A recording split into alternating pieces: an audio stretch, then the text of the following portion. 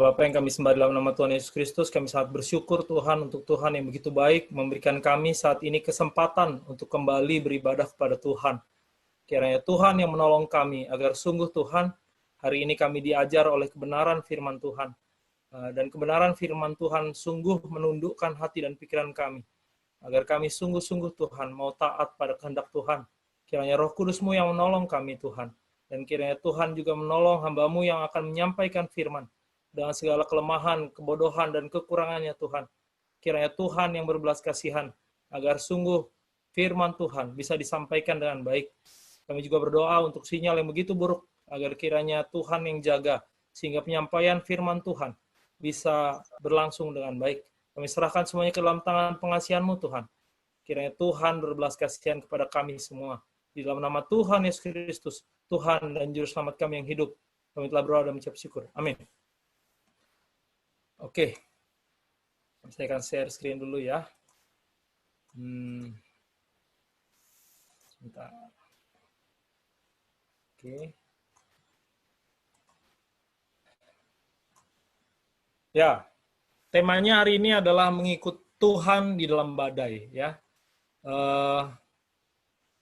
kalau kita melihat contoh-contoh kehidupan orang-orang Kristen di Perjanjian Lama dan di Perjanjian Baru, sering kita melihat bahwa kehidupan orang yang kenal Tuhan tidak selamanya enak ya. Bahkan kalau kita lihat tidak ada narasi yang cukup banyak ya menurut saya untuk menggambarkan hidup yang santai-santai saja, tidak ada pergumulan dalam kehidupan orang-orang kudus di Perjanjian Lama dan Perjanjian Baru.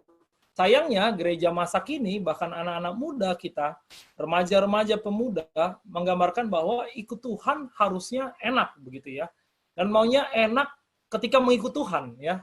Ikut Tuhan harus enak, dan kalau mau ikut Tuhan harus enak dulu begitu. Nah, akhirnya kita ketika menghadapi badai banyak respon yang negatif ya. Kita bilang Tuhan tidak sayang, Tuhan tidak suka sama saya ya. Tuhan benci sama saya atau apapun lah, atau Tuhan tidak berhikmat atau apapun ya, menyalahkan Tuhan, akhirnya kehilangan iman juga banyak ya, atau bahkan pergi ke hamba-hamba Tuhan yang menawarkan Kristus yang berbeda, Kristus yang meninabobokan begitu ya, Kristus yang sebenarnya adalah berhala ciptaan dirinya sendiri, tapi bukan Kristus yang ada di dalam Alkitab. Nah, hari ini kita akan belajar tentang mengikut Tuhan di dalam badai. Apa maksudnya mengikut Tuhan dalam badai? Ya, kita akan belajar dari dua tokoh ya, yang paling utama dalam tema ini ya. Yang pertama, saya akan mengajak kita belajar tentang kisah ini. Dari kisah ini ya, Markus 4 ayat 35 sampai 41. Kita baca bersama-sama. Dari sini juga teman-teman sudah bisa baca ya. Markus 4 ayat 35 sampai 41 di layar saya tampilkan, kita membaca bersama-sama, di rumah membaca juga ya. Saya akan bacakan. Pada hari itu, waktu hari sudah petang, Yesus berkata kepada mereka, marilah kita bertolak ke seberang. Mereka meninggalkan orang banyak itu lalu bertolak, dan membawa Yesus beserta dengan mereka di dalam perahu, di mana Yesus telah duduk, dan perahu-perahu lain juga menyertai dia. Lalu mengamuklah taufan yang sangat dahsyat dan ombak menyembur masuk ke dalam perahu, sehingga perahu itu mulai penuh dengan air. Pada waktu itu Yesus sedang tidur di buritan di sebuah tilam. Maka murid-muridnya membangunkan dia dan berkata kepadanya, Guru, engkau tidak peduli kalau kita binasa? Ia pun bangun, menghardik angin itu dan berkata kepada danau itu, diam, tenanglah. Lalu angin itu reda dan danau itu menjadi teduh sekali. Lalu ia berkata kepada mereka, mengapa kamu begitu takut? Mengapa kamu tidak percaya? Mereka menjadi sangat takut dan berkata seorang kepada yang lain, siapa gerangan orang ini sehingga angin dan danau pun taat kepadanya? Nah, yang kedua kita akan belajar dari tokoh yang sama-sama menghadapi badai dan juga tidur ya. Nah, tapi karena Yunus 1 ini cukup panjang ya, ada 17 ayat dan waktu kita terbatas, saya akan ambil beberapa ayat ya. Yunus 1 ayat 2, bangunlah pergilah ke Niniwe, kota yang besar itu berserulah kepada mereka, terhadap mereka, karena kejahatannya telah sampai kepadaku. Inilah firman Tuhan ya. Tetapi Yunus bersiap untuk melarikan diri ke Tarsis, jauh dari hadapan Tuhan. Di ayat 4, tetapi Tuhan menurunkan angin ribut ke laut, lalu terjadilah badai besar, sehingga kapal itu hampir-hampir terpukul hancur. Jadi hampir hancur ya kapalnya ya. Datanglah nakoda mendapatkannya sambil berkata, bagaimana mungkin engkau tidur begitu nyenyak? Bangunlah, berseluruhlah kepada Allahmu. Barangkali Allah itu akan mengindahkan kita sehingga kita tidak binasa. 7, lalu berkatalah mereka satu dengan yang lain, marilah kita buang undi supaya kita mengetahui. Karena siapa kita ditimpa oleh malapetaka ini, mereka membuang undi dan Yunuslah yang kena undi.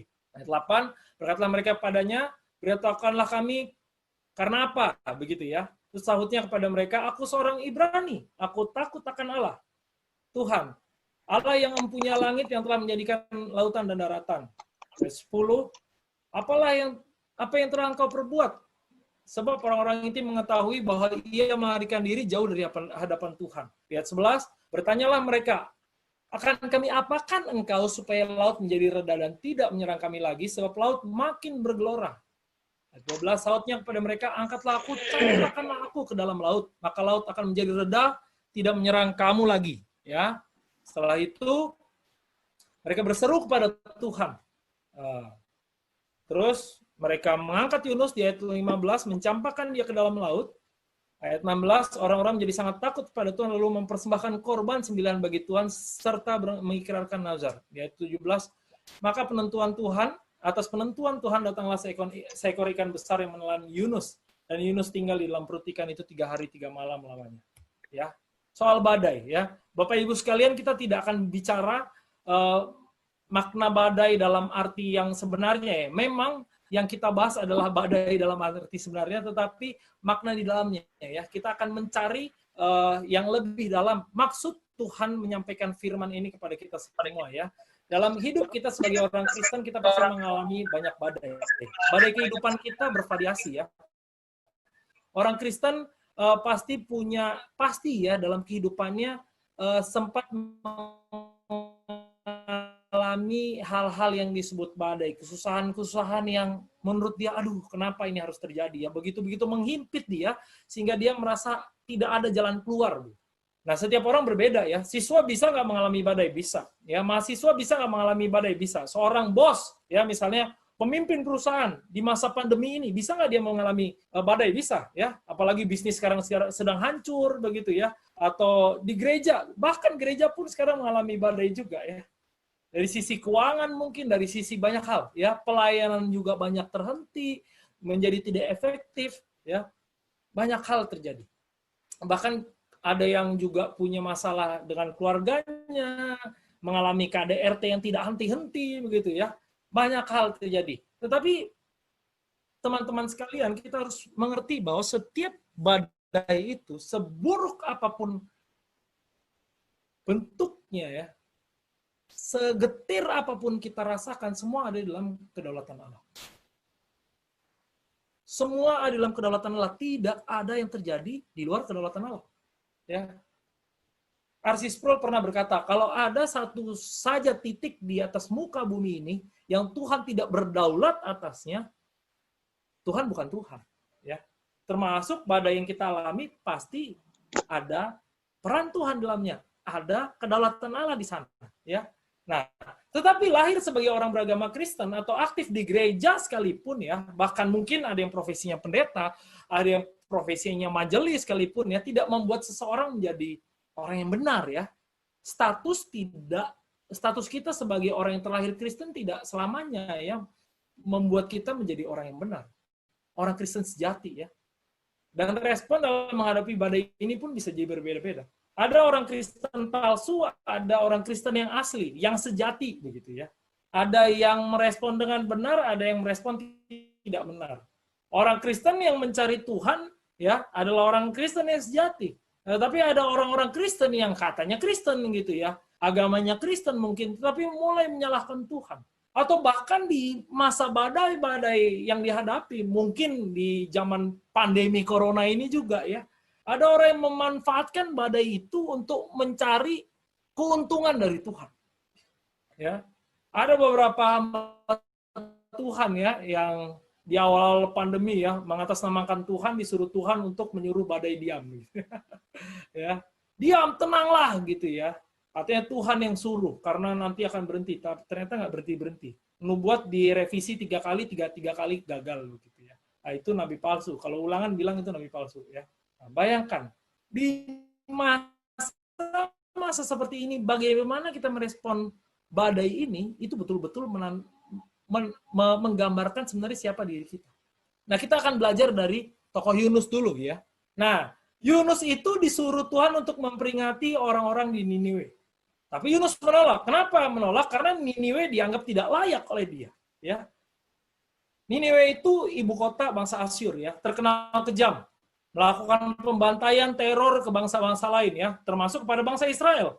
Kalau teman-teman mau belajar tentang kedahsyatan teror dan kekejaman bangsa Asyur ya, nanti bakal mengerikan sekali ya. Saya nggak akan banyak di sana, tapi jelas itu membuat hati Yunus begitu marah ya kepada Tuhan karena dia disuruh untuk berkhotbah mengingatkan orang Niniwe tentang dosanya. Kenapa harus mereka Tuhan? Kenapa tidak yang lain? Ya kadang-kadang kita juga begitu ya, kita merasa lebih baik daripada orang lain begitu. Akhirnya kita tidak mau menginjili dia, tidak mau melayani dia karena kita merasa kita sudah baik. Kalau sebenarnya Injil, berita kabar baik itu ya dibutuhkan untuk orang-orang yang menyebalkan ini sebenarnya. Orang-orang yang salah, orang-orang yang tidak kenal Tuhan, orang-orang yang jahat gitu. Tapi sama Yunus juga, dia ketika dihadapkan pada perintah Tuhan untuk memberitakan tentang dosa-dosa orang Niniwe kepada bangsa Niniwe ini, kepada orang-orang Niniwe, dia nggak mau, ya. Karena apa? Karena selain orang Niniwe jahat kepada orang Israel, Yunus menolak karena dia tahu ya, karena dia tahu Tuhan akan berbelas kasihan kepada Niniwe. Kalau teman-teman membaca kitab Yunus sampai akhirnya memang orang Niniwe bertobat. Dan Yunus sudah tahu kalau Tuhan menyuruh dia untuk menginjili sebuah kota, sebuah bangsa gitu ya, menyampaikan kabar baik, ya, memberitakan perintah Tuhan kepada orang di kota itu, orang kota itu pasti akan selamat. Tidak ada rencana Tuhan yang pasti gagal gitu ya, nggak akan ada. Nah disitulah dia akhirnya mengeluh kepada Tuhan di Yunus 4. Nanti teman-teman bisa baca ya. Kalau saya bacakan di sini, saya akan coba bantu di Yunus 4 ayat 2.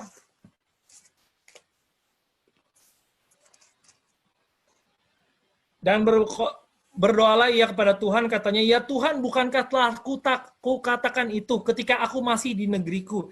Itulah sebabnya maka dahulu aku melarikan diri ke Tarsis, sebab aku tahu bahwa Engkaulah Allah yang pengasih dan penyayang, yang panjang sabar dan berlimpah kasih setia, serta yang menyesal karena malapetaka yang telah didatangkannya.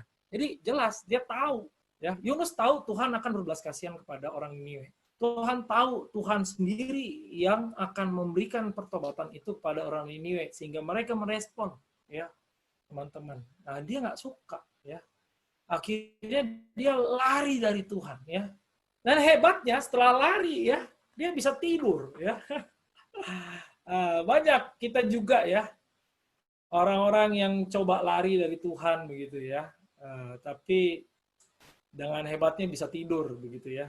Merasa tenang, merasa tidak kehilangan apa-apa begitu ya. Tapi Tuhan tidak tinggal diam, tidak ada rencana Tuhan yang gagal ya.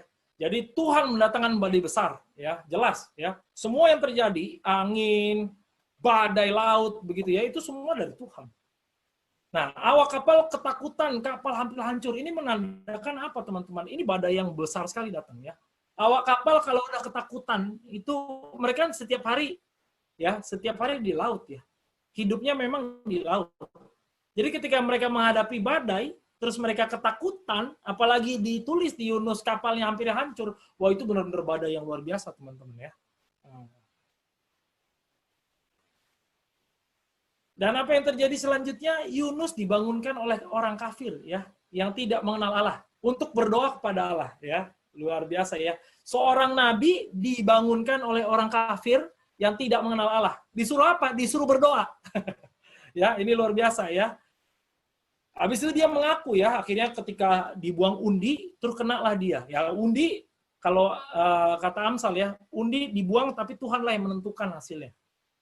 Nah, jadi jelas di situ ketahuan. Dialah orangnya ternyata. Dan dia betul-betul, hebatnya dia mengakui bahwa Tuhanlah yang menciptakan langit dan bumi gitu ya.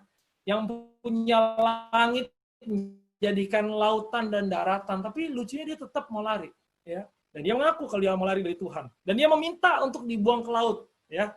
Ini sekali lagi, tadi lari dengan naik kapal. Sekarang dia mau lari dengan apa? Lari dengan cara mati ya. Dia mau mati, dibuang ke laut ya. Ya udah buang aja ke laut. Dia memilih untuk mati dibanding dengan pergi ke Niniwe ya. Tapi jelas sekali lagi, atas penentuan Tuhan, Yunus ditelan ikan besar. Ini bukan ikan paus ya. Teman-teman, tidak ada yang tahu itu ikan apa ya. Jadi bagi yang guru sekolah minggu, jangan bilang ini ikan paus ya. Ini ikan besar saja ya. Dan selamat ya. Dan jelas rencana Tuhan untuk keselamatan orang-orang di Niniwe tetap berlangsung. Akhirnya Yunus selamat, mengingatkan mereka kan dosa-dosa mereka dan mereka bertobat. Orang-orang Niniwe diselamatkan. Jadi tidak ada rencana Tuhan yang gitu. Ya. Nah kita bandingkan dengan kisah Tuhan Yesus.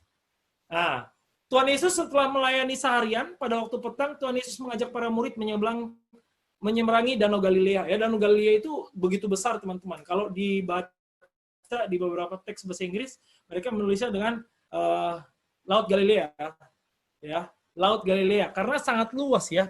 Panjangnya 21 km, lebarnya 8 km ya. Galilea Sea ya ditulis ya. Nah, ini juga ada badai datang. Nah, tapi bukan badai yang biasa juga sama. Karena lokasinya gini ya teman-teman ya. Kalau teman-teman mau bayangkan, ini Laut Galilea ini ya, Danau Galilea ini ada di pinggir tebing-tebing bukit-bukit yang mengelilinginya ya. Nah, angin yang datang dari atas itu bisa memicu badai yang sangat besar. Nah, kenyataan bahwa murid-murid Yesus itu sebagian nelayan gitu ya. Mereka kan sebagian nelayan. Mereka pun ketakutan ya. Sampai mereka membangunin Tuhan Yesus, apakah engkau tidak peduli kalau kita binasa? Ini menggambarkan bahwa memang ini badai yang betul-betul besar ya. Betul-betul menakutkan gitu. Bayangkan, kalau nelayan aja takut gitu ya. Tandanya ini badai yang betul-betul besar ya.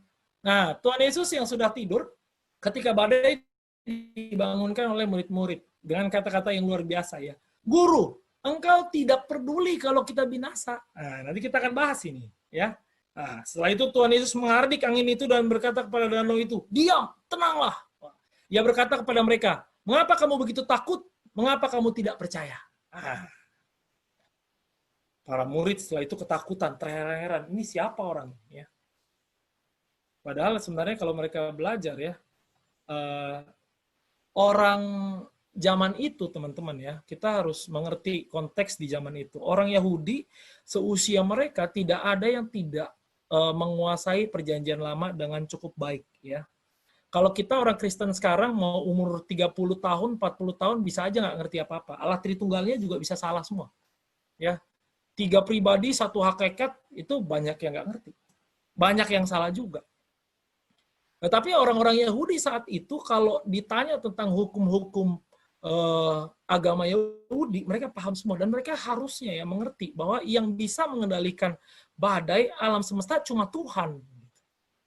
Tapi sekali lagi, mereka terheran-heran, siapakah orang ini? Gitu ya. Mereka masih bertanya-tanya. Nah, kita akan bahas satu persatu ya. Yunus dan Tuhan Yesus tertidur, ya. Yunus tertidur setelah lari dari Tuhan. Nah, banyak yang mengaku anak Tuhan, ya. Mungkin kita semua di tempat ini, ya. Tetapi tetap hidup dalam keberdosaan, ya. Lari dari panggilan, tidak peduli dengan pekerjaan Tuhan, tetapi tetap tenang, ya. Betul-betul merasa nyaman, nggak masalah, ya. Yang penting saya belajar, ya.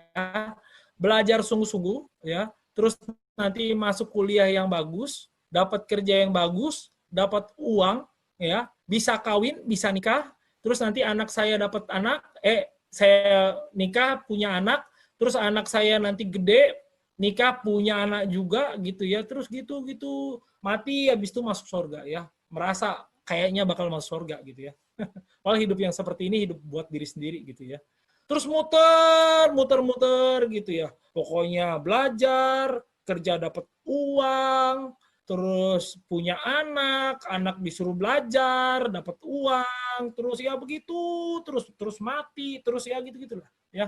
Mutar-mutar, di mana fokusnya? Di diri sendiri aja. Tapi nggak merasa salah, nggak merasa salah. Tapi ngakunya anak Tuhan, ya. Pekerjaan Allah, aduh nggak peduli, aduh saya sibuk, ya. Saya nggak ada waktu, ya. Lari dari panggilan juga banyak, ya. Nggak peduli pekerjaan Tuhan, bodoh amat, ya. KTB bodoh amat, PA bodoh amat, saya punya bisnis, ya. Banyak orang seperti itu. Nah, bedanya dengan Tuhan Yesus adalah Tuhan Yesus tertidur setelah lelah melayani. Nah, ini adalah bukti bahwa Tuhan Yesus adalah manusia juga 100%. Selain dia Allah 100%, Tuhan Yesus juga manusia 100%. Ya. Dan ini adalah bukti kepercayaannya kepada siapa? Percayanya kepada Allah Bapa bahwa dia akan dilindungi. Ya. Tuhan Yesus tahu nggak nanti akan ada badai? Tahu. Ya. Nah, tapi dia kenapa bisa tidur? Karena dia tahu ini bukan waktunya, bukan saatnya, begitu teman-teman ya. Dia tidur. Ya, bentuk kepercayaan yang besar Kristus kepada Allah Bapa. Nah, Yunus dibangunkan oleh orang kafir untuk kembali kepada Tuhan. Nah, Tuhan Yesus dibangunkan oleh karena ketidakpercayaan kepada Tuhan Yesus. Bayangkan ya teman-teman ya, kata-katanya luar biasa. Engkau tidak peduli kalau kita binasa. Bayangkan itu dikatakan mereka kepada Tuhan. Kepada Tuhan Yesus. Karena apa? Karena mereka tidak mengenal Tuhan Yesus sebagai Tuhan. Karena saat itu mereka belum benar-benar mengamini gitu ya. Benar-benar dalam pikiran mereka definisi tentang Mesias itu adalah Mesias secara politik saja. Ya, bukan sungguh-sungguh Tuhan. Saat itu betul-betul mereka diracuni oleh pemahaman bahwa Mesias adalah orang yang membawa kebebasan dalam hal politik. Inilah kenapa kita harus banyak belajar doktrin ya. Doktrin yang benar tentunya ya. Makanya Paulus mengingatkan kepada Timotius pun, awasi ajaranmu, nah, itu dengan dengan kata doktrin ya dalam bahasa Inggris begitu ya. Hati-hati teman-teman. Orang yang doktrinnya salah akan mengerti salah gitu. Orang yang mengerti salah akan merespon dengan salah gitu. Jadi jangan sampai kayak murid-murid nih ya, ngomong sama Tuhan, engkau tidak peduli kalau kita binasa. Mengerikan sekali ya. Nah, refleksinya gini ya. Kita harus mengoreksi diri kita. Apakah kita selama ini sedang hidup bagi Tuhan, mengerjakan pekerjaan Tuhan, atau tidak peduli pada pekerjaan Tuhan? Seluruh kehidupan diarahkan untuk kepentingan diri. Nah, cek dulu ya. Kamu ini belajar buat Tuhan atau buat dirimu sendiri? Kamu kerja buat Tuhan atau kerja buat diri sendiri? Kamu melayani buat Tuhan atau buat statusmu? Ya, supaya disukai orang, supaya orang bilang saya jago main gitar, supaya orang bilang saya jago khotbah, atau supaya orang bilang saya anak rohani, ya, atau sungguh-sungguh untuk kepentingan Tuhan. Nah, mungkin saat ini Tuhan mau bicara sama kamu, ya, nggak ada yang kebetulan, ya. Kamu bisa ikut ibadah ini karena Tuhan mau bicara sama kamu. Banyak orang Kristen salah merespon ya. Oh, khotbah ini bagus ya, tapi buat si itu ya, dia harusnya dengar. Enggak. Kalau Tuhan izinkan kamu datang, ikut menonton khotbah ini ya, mau online kayak offline ya, itu tanda Tuhan mau bicara sama kamu. Jangan sampai nanti Tuhan pasti akan peringati kamu. Dari yang paling lembut sampai yang paling keras. Kalau kamu Kristen palsu, kamu akan dibiarkan. Ya, karena kamu bukan anak, gitu ya. Tetapi kalau kamu sungguh anak-anak Tuhan, kamu akan dihajar sama Tuhan sampai kamu kembali. Ya. Jadi bersyukurlah atas setiap peringatan dan badai yang dihadirkan oleh Tuhan. Ya. Nah, Tuhan Yesus dibangunkan oleh ketidakpercayaan. Nah, ada masa di mana anak Tuhan, ada masa di mana Tuhan mengizinkan sesuatu yang tanda kutip buruk ya terjadi dalam kehidupan kita. Dan kita dalam ketidakpercayaan menuduh Tuhan tidak peduli kalau kita binasa. Ya, sering kita begitu ya. Tuhan, kenapa begini terjadi? Wah, ini Tuhan nggak peduli sama saya ya. Padahal sebenarnya kalau kita belajar firman Tuhan ya, providensia Allah. Providensia itu Allah itu makna mudahnya pemeliharaan Allah ya. Tapi pemeliharaan Allah ini bukan dalam makna memelihara dalam hal uang, materi segala macam. Itu bisa nggak? Bisa. Tapi nggak cuma itu gitu ya. Tapi providensia Allah lebih daripada itu. Providensia Allah itu adalah bagaimana Allah nanti dengan otoritasnya betul-betul menjalankan apa yang dia rencanakan dan rencananya itu pasti terjadi. Ya. Nah, Allah betul-betul berurusan dengan rencananya ini, ya.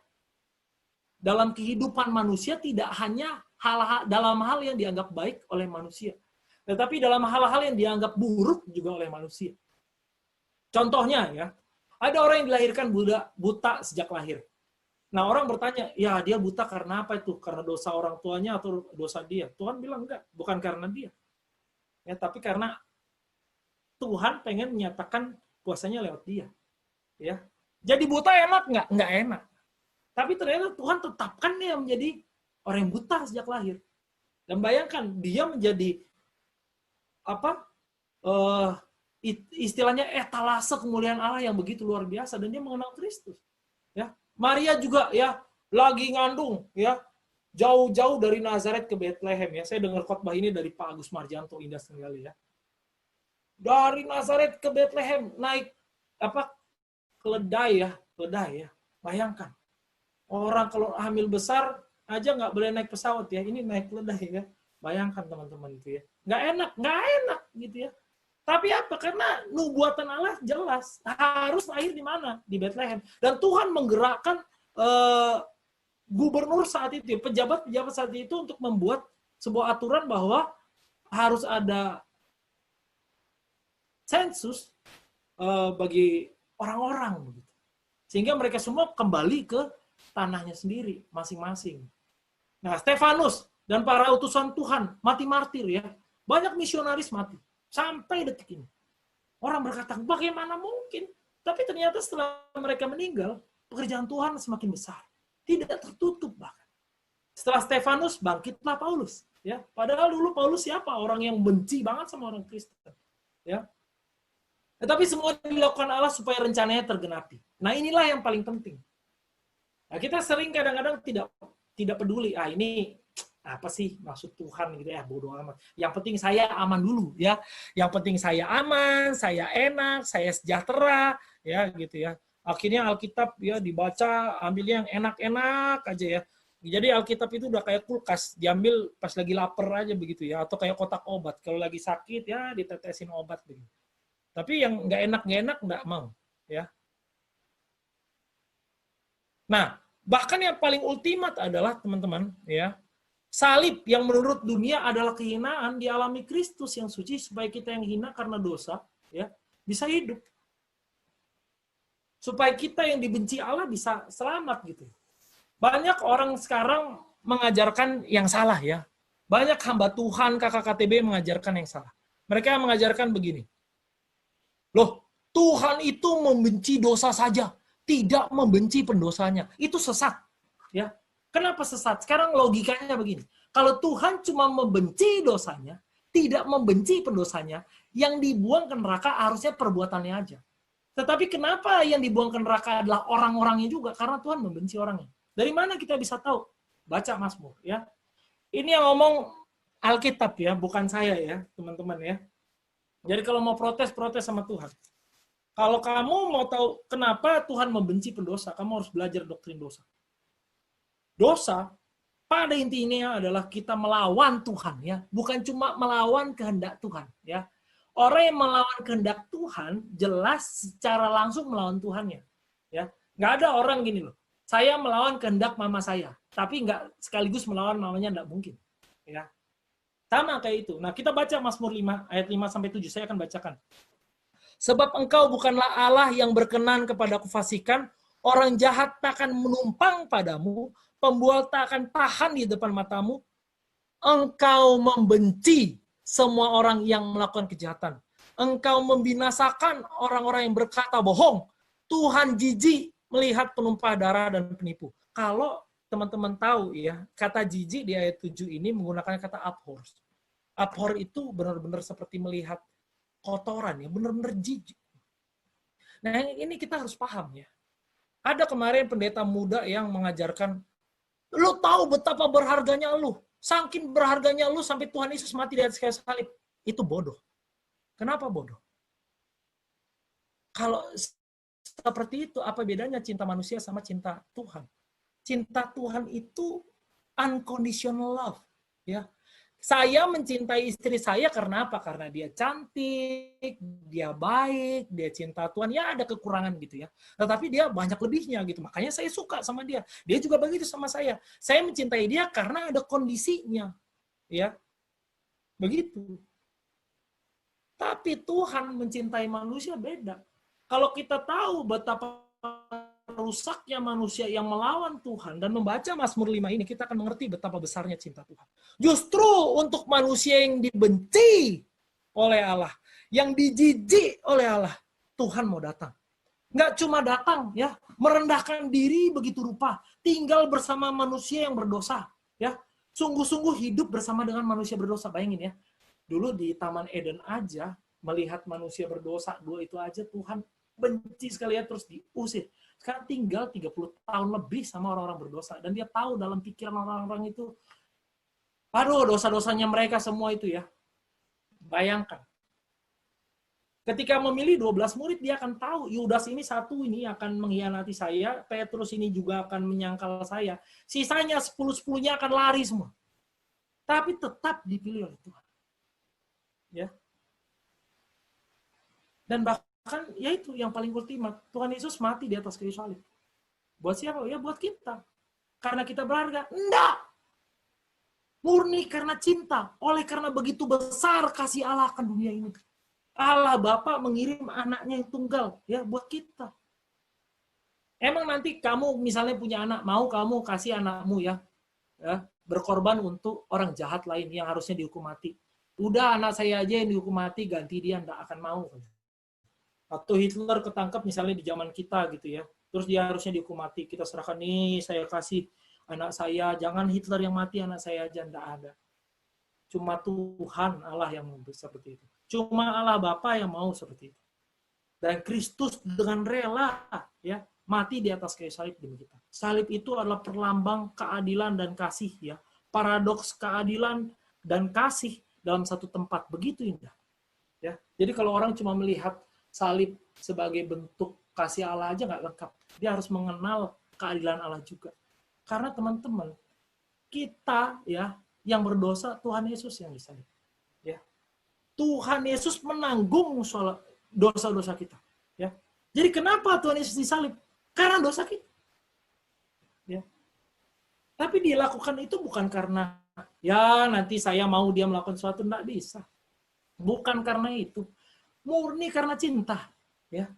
Jadi kalau Tuhan sudah begitu mencintai kamu, ya, sampai mati buat kita, mencucurkan darah begitu rupa, bahkan mau bangkit, ya, mengalahkan maut, supaya kita juga bisa mengalahkan semua dosa-dosa, ya, naik ke surga menyiapkan tempat buat kita.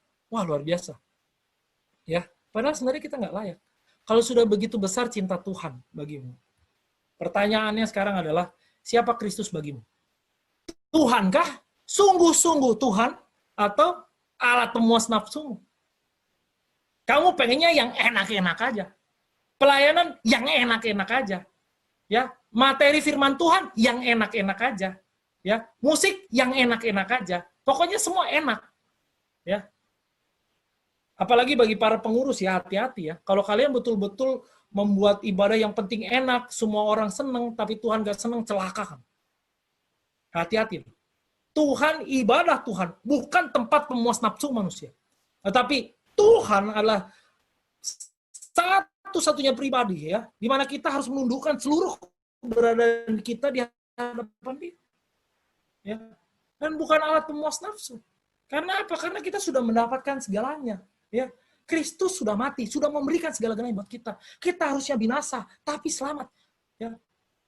Gak cuma selamat, kita diberikan kepercayaan dari Tuhan ya untuk melakukan apa yang sudah Tuhan persiapkan. Pelayanan-pelayanan yang begitu indah ya. Bayangkan. Dan kalau Kristus mengalami badai, kenapa kita seorang Kristen tidak mau gitu ya? Paulus bilang, aku ingin serupa dengan Kristus dalam apa? Tidak cuma dalam apa? Kebangkitannya. Kalau mau dalam kebangkitannya harus dalam kematiannya juga dong. Ya. Kristus disalib, kamu maunya enak-enak aja, begitu ya. Aduh, kita banyak kan ngomong Kristen, Kristen, Kristen, Kristen, Kristen, tapi mana Kristen, makna Kristen itu direndahkan sekali. Ya, susahnya enggak mau. Belajar Alkitabnya enggak mau. Susah, berat, aduh, Alkitab berat sekali ya. Padahal sekarang banyak kita lulusan ekonomi sampai S2, ada yang dokter, ada yang lulusan teknik. Sulit nggak? Sulit. Tapi kenapa mau belajar? Karena nanti dapat gaji, dapat uang. Ya, tapi belajar Alkitab apa gunanya? Gitu ya. Kan dalam pikiran manusia berdosa begitu ya. Apa gunanya buat saya? Coba bayangkan kalau Kristus melakukan itu. Apa gunanya buat saya datang ke dunia? Tidak ada. Tapi Tuhan datang ke dunia karena kasih. Mati karena kasih. Bangkit karena kasih. Naik ke surga karena kasih. Ya. Nah, kita sebagai Kristen yang katanya maknanya adalah pengikut Kristus, siapa yang kita ikut? Bukan badai yang menjadi masalah, tetapi respon kita pada Allah dalam badai. Itu yang penting. Percaya kepada Tuhan atau malah melawan Tuhan. Nah, teman-teman, mari kita sama-sama renung ya. Dan bagaimana caranya mengikut Tuhan dalam badai? Yang pertama, kenali Tuhan yang sudah mencintai kamu ya. Yohanes 17 ayat 3 ini jelas menyatakan bahwa hidup kekal itu bukan masalah kamu nanti soal di sorga doang gitu ya. Ada yang mengajarkan ya mempersiapkan jemaat bagi sorga. Terus sorga terus yang diomongin terus, emang lo diselamatin buat apa? Ya. Untuk enak-enak nanti aja di sana. Terus melupakan semua orang di dunia ini, enggak. Yohanes 17 ayat 3. Apa sih hidup kekal itu ya? Inilah hidup yang kekal itu, yaitu bahwa mereka mengenal Engkau, satu-satunya Allah yang benar, dan mengenal Yesus Kristus yang telah Engkau utus. Jadi kenali Tuhan kita.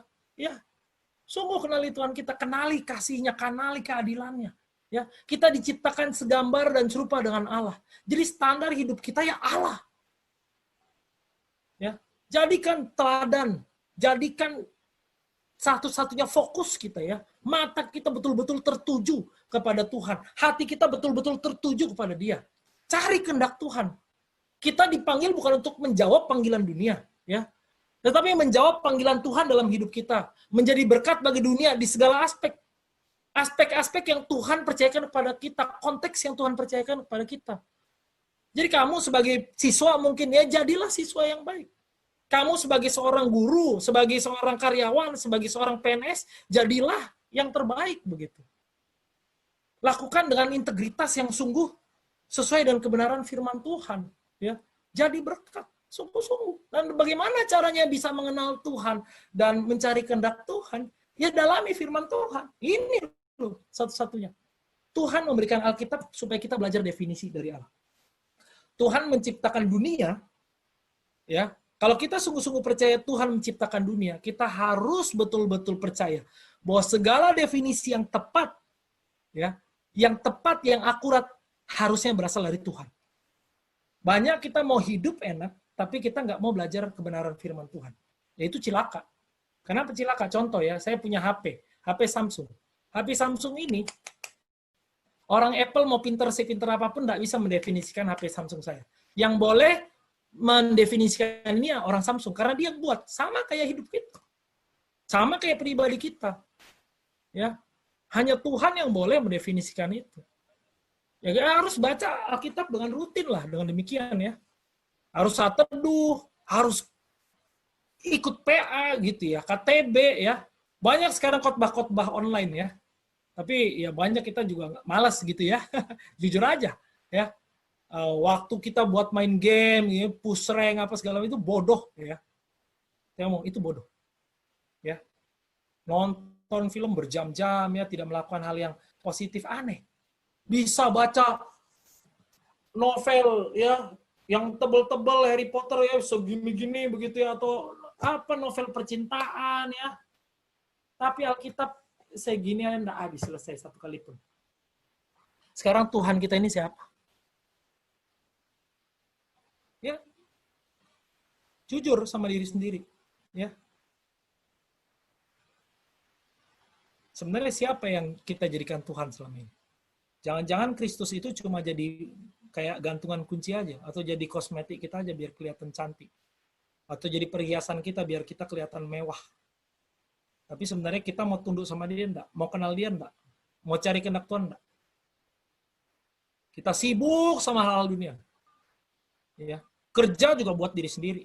Jadi kalau belajar nyontek boleh nggak? Nggak apa-apa. Yang penting nilai saya bagus. Korupsi boleh nggak? Nggak apa-apa. Dalam bisnis berbohong boleh nggak? Boleh aja. Nggak usah naif-naif lah, kan banyak kan begitu ya. Atau pelayanan nggak apa-apa lah, yang penting saya terkenal. Ya, koreksi diri kita baik-baik. Dan ketika belajar firman Tuhan, kita harus menetapkan hati untuk taat apapun kehendak Tuhan. Ya, jangan hanya mau ikut apa yang kelihatan baik.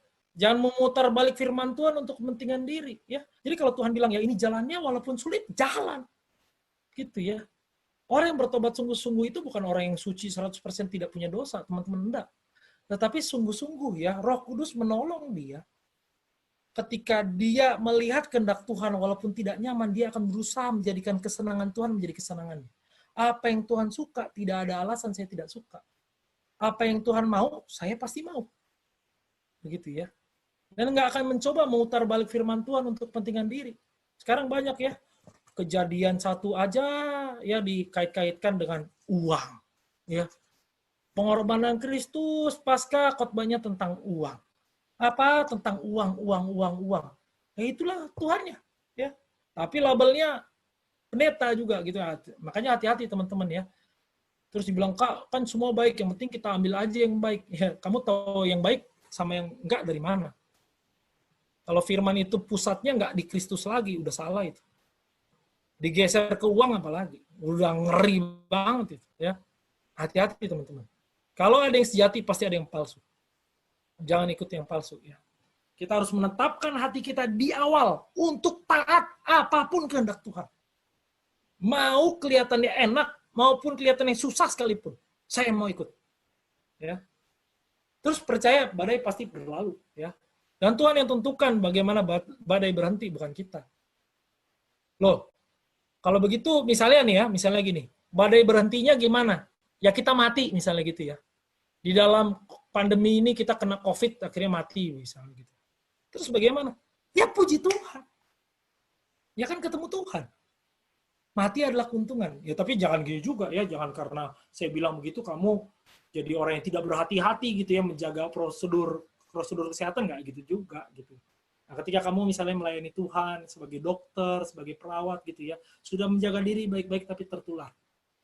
Akhirnya meninggal gitu. Percaya, Tuhan yang menunggu kamu di ujung sana. Ya, jadi jangan takut. Gitu. Bahkan kalau kematian pun akhir dari badai kita, itu badai yang indah. Itu akhir yang indah kok. Tetapi kalau ada perhentian yang lain, ya bersyukurlah. Dan percaya, badai ini pasti berlalu. Dan Tuhan yang tentukan caranya. Bagaimana, kapannya, begitu ya. Dan percaya Tuhan punya maksud yang baik.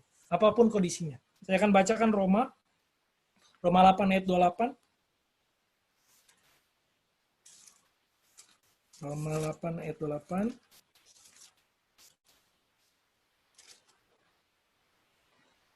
Kita tahu sekarang bahwa Allah turut bekerja dalam segala sesuatu untuk mendatangkan kebaikan bagi mereka yang mengasihi Dia, yaitu bagi mereka yang terpanggil sesuai dengan rencana Allah. Ya, kalau memang kau orang-orang yang dipilih Tuhan, orang yang terpanggil sesuai dengan rencana Tuhan, segala sesuatu mau kelihatan buruk sekalipun, ada maksud Tuhan yang baik. Masalahnya cara pandang kita, hati kita betul-betul sudah sesuai dengan cara pandang dan hati Tuhan. Ya. Dan Roma 8 ayat 37 sampai 39.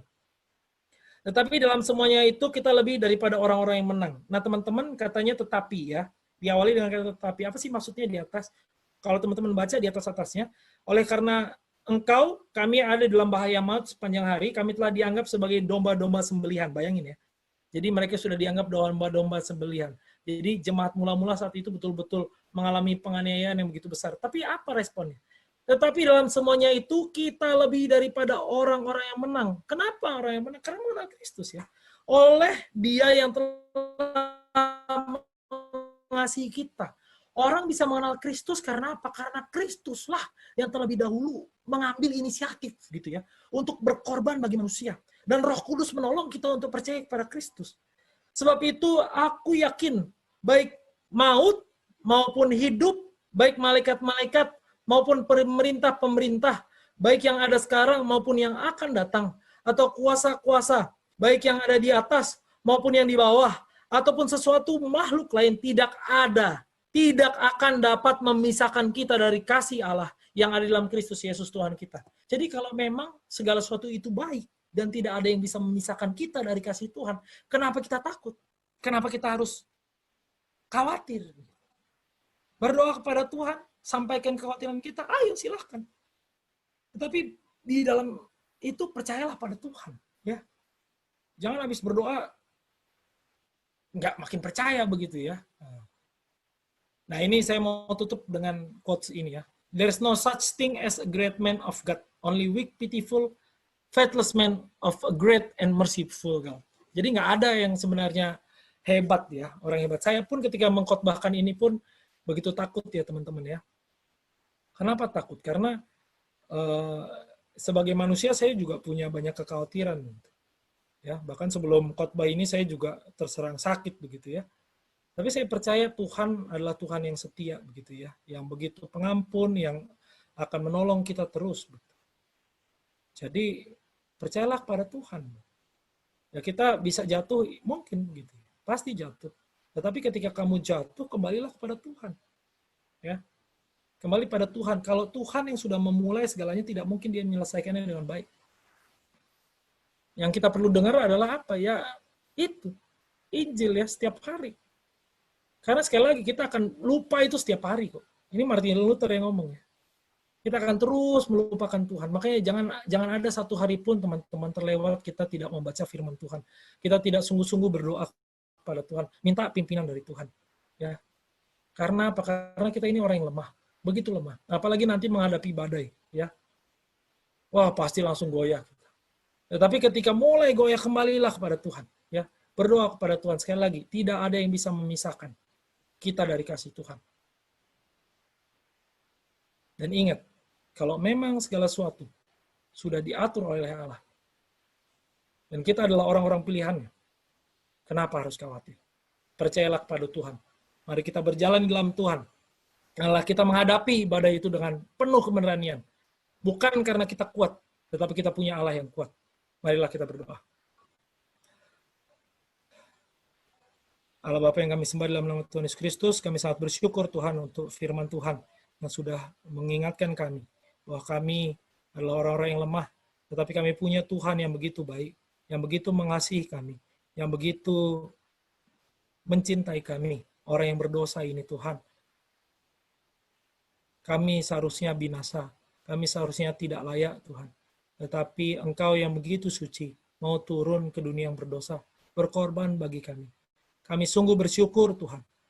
Dan Engkau juga mengutus Roh Kudus-Mu untuk menolong kami. Kami sungguh amat bersyukur dan berterima kasih kepada belas kasihan Tuhan. Kiranya Tuhan memimpin hidup kami, agar kami sungguh-sungguh mengisi hari-hari kami dengan pengenalan akan Tuhan. Kiranya Tuhan yang membimbing kami, memberikan kami kekuatan, memberikan kami ketekunan untuk mau bertekun dalam firman Tuhan, dalam doa, sungguh-sungguh mengerti isi hati Tuhan, berfokus mencari apa yang Tuhan ingin kami kerjakan, agar hidup kami yang satu kali ini tidak sia-sia Tuhan. Kami tahu tidak akan ada lagi yang bisa kami lakukan setelah kami mati. Kami ingin hidup kami yang cuma satu kali ini Tuhan.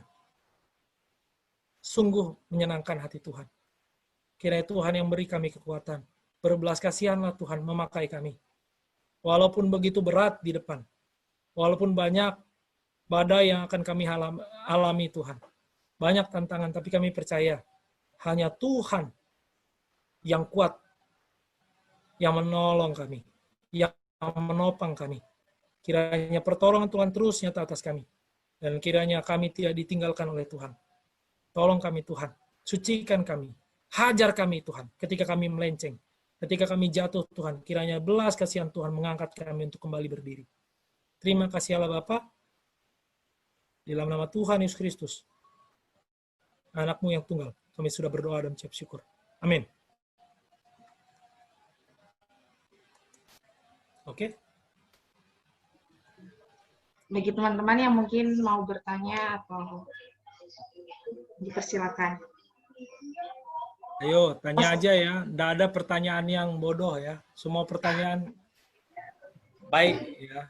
Jadi jangan malu-malu. Orang Asia itu paling paling malu bertanya. Akhirnya nanti cari jawaban sendiri, salah sendiri. Oke, tanya aja ya, apapun pertanyaannya lah. Oh iya teman-teman, jangan Monggo, lupa monggo. kalau kalian dapat sesuatu quote-quote atau kata-kata yang kutipan yang bagus, dibikin di tag ke Jayapura Youth Community biar yang lain juga dapat berkat dari situ. Terus jangan lupa juga hari Minggu ibadah kita agak cepat, agak mulainya lebih cepat jam 10.30 bukan jam 11 lagi ya. Kita jam 10.30. Dilayani Terima kasih, oleh Kak Pendra. Sisuka. Dilayani oleh Kak Sisuka. Wih, Wah, siap. WL-nya siapa, Pak? Pak Brando Pak Cahyo, yang tahu ya. Oh, saya kira Pak Bukan, Cahyo. bukan. Saya khotbah di remaja. Oh, siap. Aviano, mungkin ada pertanyaan. Biasa Aviano punya banyak pertanyaan. Ditanyakan, biar kita sama-sama belajar, toh. Jangan malu bertanya. Kalau kau tanya, saya pun tidak tahu juga, jadi saya tahu. Buat Kendra, tadi itu yang Tuhan Yesus minta bertolak ke danau, terus tiba-tiba badai. Nah, terus sedangkan murid-murid Tuhan Yesus kan sudah bersama-sama dengan Tuhan Yesus, dan saya pikir mereka juga sudah melihat banyak mujizat, banyak kuasa yang maksudnya mujizat yang Tuhan lakukan. Tapi kenapa pas badai itu terjadi mereka menjadi ragu dengan Tuhan? Apakah selama mereka mengikut Tuhan Yesus itu mereka kurang percaya bahwa Tuhan Yesus itu adalah Tuhan gitu? Maksudnya kok mereka bisa ragu dan sampai ketakutan, sedangkan mereka di dalam itu sudah lama mengikuti Yesus dan Yesus melakukan mujizat gitu. Gimana menurut Pak Hendra? Gimana? Itu sih pertanyaannya. wah, ini pertanyaan yang bagus ya, bagus sekali menurut saya ya. Ini pertanyaan yang bagus. Pada Tuhan yang sejati itu bukan karena kita melihat mukjizat nih. Nah, teman-teman harus ingat bahwa gereja betul-betul terbentuk ketika Roh Kudus diturunkan ya. Saat itu betul-betul mereka semua yang diajarkan Tuhan ya, ada beberapa teolog yang bilang, apa yang diajarkan Tuhan Yesus betul-betul plok masuk, mau jadi gitu ya. Terus mereka benar-benar berani mengabarkan Injil. Nah, itulah gereja pertama kali ya dibentuk oleh Tuhan gitu ya. Institusi gereja terbentuk. Nah, tapi sebelum itu bagaimana orang-orang itu? Ya enggak percaya. Ya mereka percaya yang tadi saya bilang. Percaya mujizat Mesias itu ya Mesias secara politik aja gitu. Jadi kalau teman-teman belajar tafsir di zaman itu ya, kepercayaan orang-orang di zaman itu, mereka percaya Mesias itu ya Mesias pembebas secara politik aja. Ya memang dia akan melakukan banyak mujizat sih gitu ya, tetapi gunanya untuk Israel tok gitu. Tapi percaya bahwa dia adalah sepuluhnya Tuhan antara percaya dan tidak gitu. Nah, jadi banyak sekali perdebatan tentang ini begitu ya. Nah, tapi sekali lagi teman-teman, makanya banyak orang zaman sekarang ya supaya kamu percaya kamu ikutlah KKR kesembuhan gitu ya. KKR mujizat. Enggak, itu enggak bikin orang percaya. Saya punya teman ya yang berkali-kali datang ke KKR macam begitu. Ya begitu-begitu aja. Percaya sama Tuhan enggak mau baca Alkitab, enggak mau melayani Tuhan ya kalau ada uangnya gitu, sama aja juga, enggak ada gunanya. Atau ikut ibadah yang baca firman Tuhan enggak ada ya, tapi yang enggak jelas begitu. Dan sekali lagi gini teman-teman, kalau kita semua ya di tempat ini sungguh-sungguh sudah mengenal Tuhan, sekali lagi gini, pengenalan akan Tuhan dimulai oleh karya Roh Kudus. Kita betul-betul, sebenarnya dimulainya dari sejarah ya, Kristus datang ke dunia gitu ya. Sebelum dari itu Allah Bapa menetapkan begitu. Terus Kristus yang betul-betul melaksanakan karya keselamatan itu, hadir di bumi ya, mati buat kita, dan Roh Kudus yang membuat kita pada akhirnya percaya. Nah, ketika kita sudah percaya, kita akan betul-betul diarahkan Tuhan untuk, gini loh, Tuhan bilang, kasihilah Tuhan Allahmu dengan segenap hati, jiwa, akal, budi gitu ya. Itu kan sebenarnya udah ada di kitab Ulangan ya. Jadi inti semua yang kita bicarakan itu adalah mengasihi Tuhan loh sebenarnya. Nah, mengasihi sesama itu karena apa? Karena kita percaya manusia itu diciptakan segambar dan serupa dengan Tuhan. Nah, kepercayaan selama ini bukan usaha kita memang. Ya karena Tuhan aja. Jadi kalau kita merasa gini, wah supaya orang banyak percaya sama kita gitu ya, kita bikin yang aneh-aneh gitu ya, mujizat-mujizat di gereja kita, enggak tentu teman-teman. Orang cuma percaya sama pendeta yang bikin mujizat kok. Percaya sama mujizatnya, nggak percaya sama Tuhan ya belum tentu. Gitu. Kalau mau lihat lagi teman-teman, yang apalagi pertanyaan bro ini luar biasa ya. Sebelum Kristus salib, tidak lama sebelumnya ya, ada 9.000 orang laki-laki tok ya, 5.000 orang ya dikasih makan, 4.000 orang dikasih makan. Itu laki-laki aja. Total 9 orang. Ya 9.000 orang. Ketika Yesus disalib berapa orang yang ikut Tuhan Yesus? Tidak ada. Tidak satu pun. Mereka lihat mujizat Tuhan, lihat. Mereka rasakan. Mereka makan roti itu. Makan ikannya, makan. Mereka lihat Tuhan Yesus membangkitkan orang mati, lihat. Murid-muridnya setiap hari tidur bareng, jalan bareng. Berapa yang mengkhianati Tuhan Yesus? 12-12-nya. Ya. Nggak cuma Yudas. Yudas iya jelas. Petrus iya jelas. Sisanya lari. Pengecut. Sama itu. Pengkhianat semua. Padahal mereka udah melihat. Jadi sekali lagi teman-teman, bukan karena melihat mujizat loh. Tetapi karena murni belas kasihan Tuhan aja kita bisa percaya. Dan tanda-tandanya kita benar-benar percaya pada Tuhan adalah kita akan melekat pada firman Tuhan. Dan kita nggak menjadikan firman, gini, awalnya kita baca firman Tuhan itu ya mungkin sedikit-sedikit untuk diri sendiri, masih ada gitu ya, terus banyak buat Tuhan. Tapi kalau kita bertumbuh sungguh-sungguh, kita akan betul-betul mengikis sisi kepentingan untuk diri ya. Kita akan sungguh-sungguh menyerahkan semuanya kepada Tuhan. Makanya Tuhan Yesus itu bilang, mengikut Tuhan itu sangkal diri pikul salib. Bukan mengikut aku adalah engkau merasakan mujizat. Enggak. Ya. Setan bisa bikin mujizat? Enggak bisa. Ya. Setan bisa bangkitin orang mati? Nggak bisa juga. Ya, banyak kok kuasa-kuasa gelap yang bisa begitu. Ya. Nggak heran gitu. Tapi bukan itu. Mengikut Tuhan. Mengikut Tuhan walaupun kamu kehilangan segalanya, kamu tetap bilang Tuhan baik. Itu loh yang diajarin Ayub. Atau kayak Petrus, ya mau disalib. Tradisi gereja menceritakan, saya nggak layak disalib. Seperti Tuhanku, di Bali aja gitu. Karena dia merasa nggak layak. Nah, dia menyalahkan Tuhan enggak.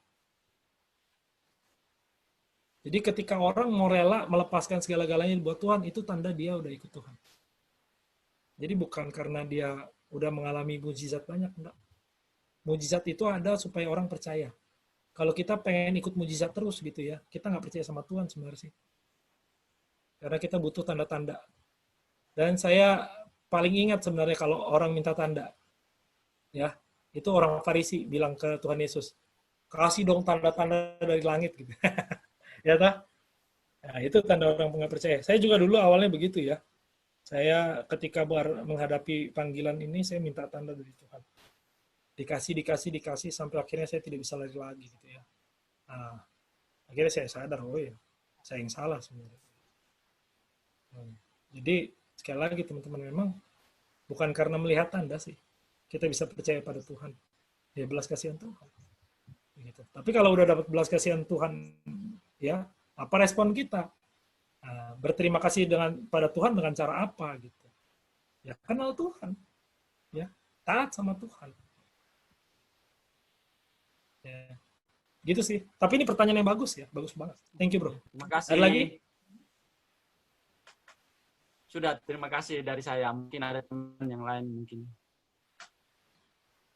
Oke, mungkin yang lain? Yang lain, Bro William.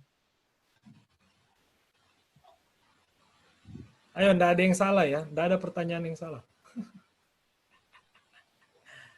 Bagus kalau ditanyakan ya, walaupun salah. Ya. Karena kita akan perbaiki sama-sama, belajar sama-sama. Benar. Mungkin William tanya kah? Masa saya yang bertanya? Terima kasih. Tidak, saya lagi. Sepu adik sudah datang. Jadi kamu selamat Oh. ngobrol, Sepu ini.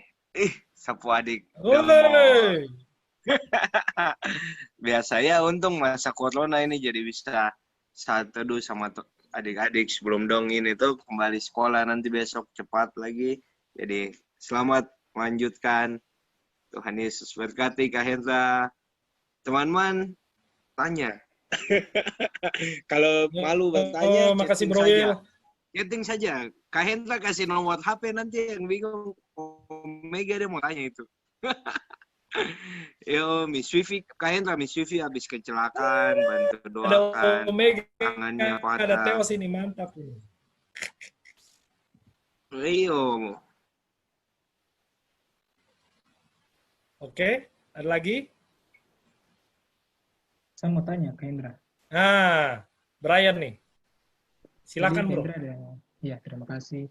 Jadi Kak Hendra ada singgung soal kita yang sudah percaya kita harus rajin belajar Alkitab, mau menggali Alkitab. Nah, bicara soal menggali Alkitab, di lingkungan kita kan biasa ada kata-kata, ini ada yang pendeta nih. Pendeta menggali Alkitab, mereka belajar Alkitab. Nah, dalam beberapa ini tadi Bang Hendra bilang, kita pun harus belajar Alkitab. Nah, yang saya agak bingung ini, apa sih yang membedakan, sejauh apa sih kita yang mahasiswa, guru, pengusaha, sejauh apa sih kita harus menggali Alkitab jika dibandingkan dengan mereka yang memang full timer di dalam gereja? Terima kasih. Kalau mau saya jawab, gampang deh. Nggak ada bedanya. Nggak ada bedanya. Sekarang gini ya, kalau kamu nih cinta sama orang ya, kamu mau sedalam apa mencintai dia? Sedalam mungkin. Nah, sedalam-dalamnya tuh. Nih, saya kasih cerita saya ya. Saya dulu pas saya sama istri saya baru mendoakan gitu ya, belum pacaran ya. Dan udah pacaran sih, tapi nggak jelas. Kami jadi kalau ditanya tanggal pacaran, kami juga nggak tahu gitu. Tiba-tiba udah nikah aja. Jadi dulu waktu itu dia ulang tahun ya. Dia ulang tahun, terus saya mau kasih hadiah sama dia. Saya cari ya, saya selidiki lewat Facebook, lewat Instagram, saya buka semua, wah, media sosial, semua. Saya tanya orang-orang ya. Ternyata saya tahu stetoskop dia rusak. Nah, saya cari stetoskop ya. Buat dia, saya mau kasih dia hadiah ulang tahun stetoskop. Pertama, yang saya harus pelajari apa? Apa itu stetoskop tuh? Iya. Ya ampun, saya pas belajar stetoskop itu apa dari YouTube itu, Mama. Saya itu sampai ngantuk-ngantuk. Ya, saya ikut seminarnya itu ya. Bukan seminar, sebenarnya tes perbandingan ya, yang menjelaskan dokter. Itu membosankan sekali dari awal sampai akhir itu setengah jam. Dia semua ya. Jadi saya nonton itu sampai HP jatuh ke muka berkali-kali itu ya. Tapi saya mau tahu stetoskop yang baik itu apa. Jenis-jenis stetoskop, merek yang bagus itu apa begitu ya. Saya tahulah akhirnya Littmann, kardiologi 4, paling baru gitu ya. Akhirnya saya mau beli. Kenapa saya mau beli? Ternyata harganya mahal gitu ya. Dan saya bangkrut bulan itu ya karena membeli itu. Ya. Saya belilah ya karena cinta, love gitu ya. Saya udah terus saya cari warna apa ya, jadi kan selangnya itu bisa warnanya banyak begitu. Saya cari terus saya lihat dia suka pakai baju pink ternyata. Oh, kayaknya dia suka pink. Akhirnya di hari H nyampe lah itu dia. Ya. Bapak Ibu sekalian ya. Kata-kata pertama yang saya dapat di WA adalah, "Kak, saya nggak suka warna pink." Dia suka warna kuning, Kakak. Jadi dia betul-betul tidak suka warna pink. Kenapa dia pakai warna pink? Karena ya itu karena yang ada itu aja. Gitu. Saya salah ngasih hadiah. Nah sekarang pertanyaannya gini, sebagus apapun hadiah saya, itu tepat nggak? Tepat nggak bro? Tidak, Bang, tidak. Nah sama. Kalau kamu sayang sama seseorang, kamu akan sungguh-sungguh nggak cari yang terbaik buat dia. Misalnya pacarmu suka pedas. Kamu kasih pedas atau kasih yang asam? Kasih yang pedas kan? Tapi kalau pacarmu nggak suka pedas, kamu kasih pedas, ngamuk nggak deh? Tidak. Ngamuk kan? Ngamuk-ngamuk, maksudnya ngamuk ya. Nah, sama kayak Tuhan ya. Tuhan harusnya lebih dong. Masa sama kayak Tuhan? Harusnya lebih. Ketika belajar tentang Tuhan ya, kita bisa belajar sedalam-dalamnya supaya kita mengenal pribadi Allah lebih dalam. Doktrin Allah, doktrin ciptaan segala macam ya. Gini loh, soal doktrin ciptaan ya, saya beberapa bulan ini lagi belajar tentang itu ya. Itu indah sekali loh. Terus lucunya ya, jadi dunia ini gini loh, saya melihat banyak pendeta pengkhotbah gitu besar di dunia sedang mengkhotbahkan tentang penciptaan. Apalagi tentang manusia ya, yang diciptakan segambar dan serupa dengan Allah. Tiba-tiba muncul badai LGBT yang disahkan, dilegalkan gitu ya. Setelah itu muncullah sekarang narasi rasisme. Sebenarnya Tuhan sudah ini kok, sudah mempersiapkan anak-anak Tuhan untuk menghadapi ini loh. Ya, tapi sekarang anak-anak Tuhan mau belajar tentang itu enggak? Nah, kalau kita belajar dengan dalam, kita makin tahu, oh ya Tuhan maunya gini. Jadi ketika kita belajar kemarin udah dibahas ya tentang rasisme. Ya nggak bisa kita rasis ke orang, karena sebenarnya semua orang diciptakan segambar serupa dengan Allah. Indah gitu. Mau dia matanya 1 kek, matanya 2 kek, matanya 3 kek, ya gitu ya. Kalau ada gitu ya. Tangannya 4, tangannya 5, tangannya 2 gitu. Ya itu diciptakan segambar serupa dengan Allah. Nick Fujiki kakinya tangannya begitu ya diciptakan segambar serupa dengan Allah. Kita nggak akan memandang dia lebih rendah. Dia indah dalam pandangan Tuhan. Ya mata kita aja nggak sesuai cara Tuhan melihat, itu aja. Nah, dengan kita semakin mendalami firman Tuhan, kita semakin bisa merespon kepada Allah dengan baik. Ya, kita mendalami firman Tuhan, sungguh-sungguh kita akan beribadah dengan baik. Kita nggak akan cari gini misalnya ya, apalagi misalnya ada teman-teman pengurus ini, kita nggak akan cari ibadah yang, pokoknya mana yang paling menyenangkan, enggak. Kita akan cari ibadah yang sungguh menyenangkan hati Tuhan. Itu dulu. Ya, ini menyenangkan Tuhan nggak? Maknanya ini apa? Maknanya ini apa? Maknanya ini apa? Itu dulu. Nah, dengan apa? Dengan belajar firman Tuhan. Nggak dari yang lain-lain. Gitu. Ilmu lain kita boleh belajar, nggak boleh. Tapi semua harus ditundukkan di bawah kebenaran firman Tuhan. Jadi kalau ditanya sampai sedalam mana? Nggak ada bedanya. Zaman sekarang awam banyak yang pinter. Untung kita di Kalam Kudus punya hamba-hamba Tuhan ya. Kalau menurut saya kualitasnya udah tinggi-tinggi gitu.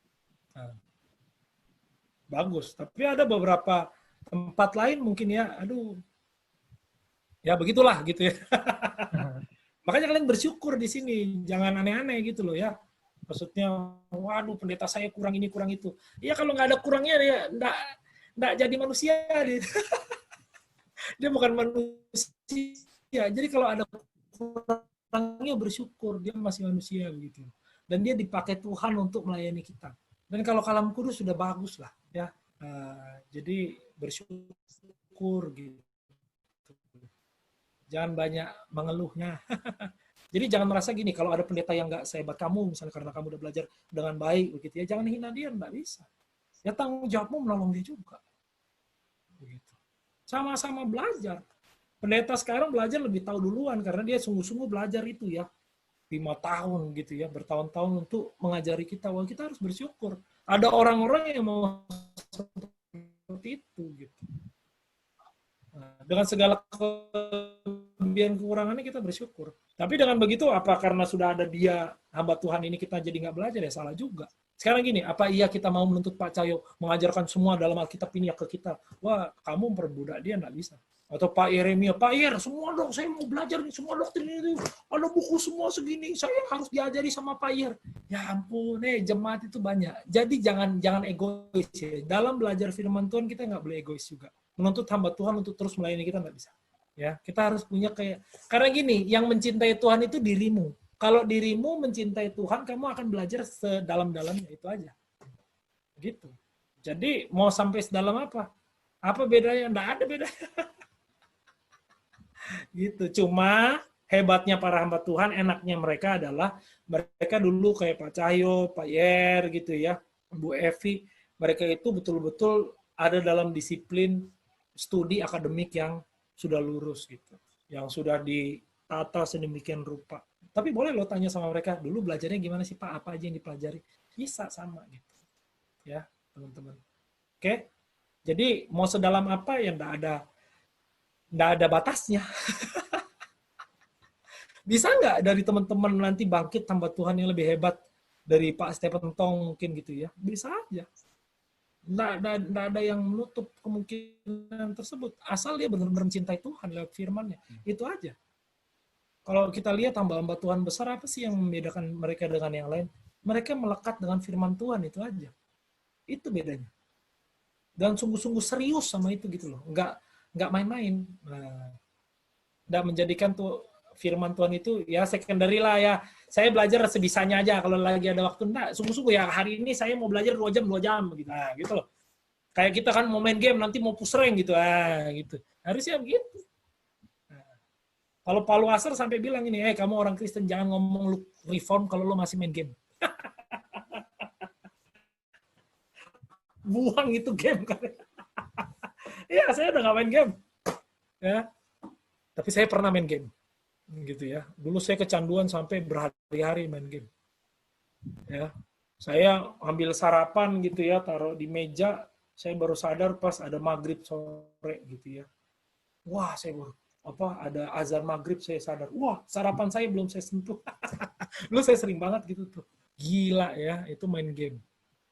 Tapi ya setelah saya lahir baru ya apa saya langsung lepas gamenya nggak juga, gitu ya namanya bertumbuh makanya deh. Nah pertumbuhan itu nanti beriringan dengan baca firman Tuhan ini.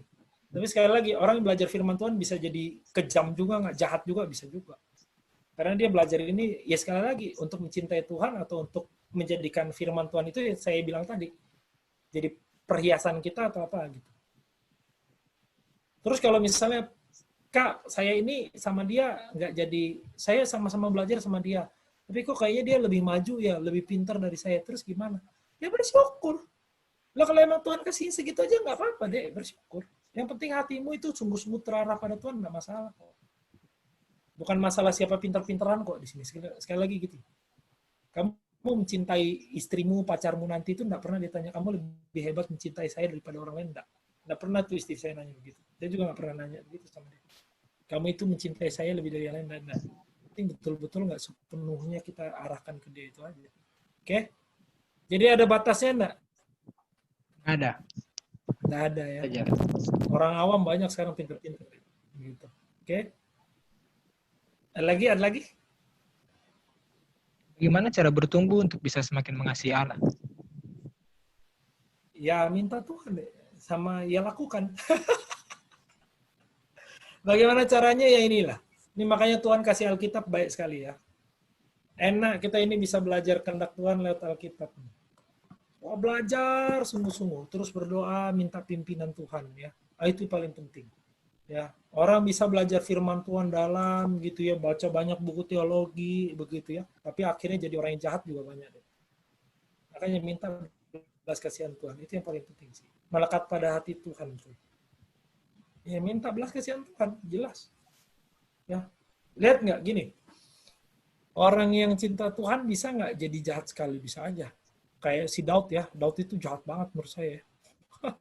Mau istri orang, merencanakan kematian suaminya, ya habis itu, waduh diambil jadi istrinya, wah.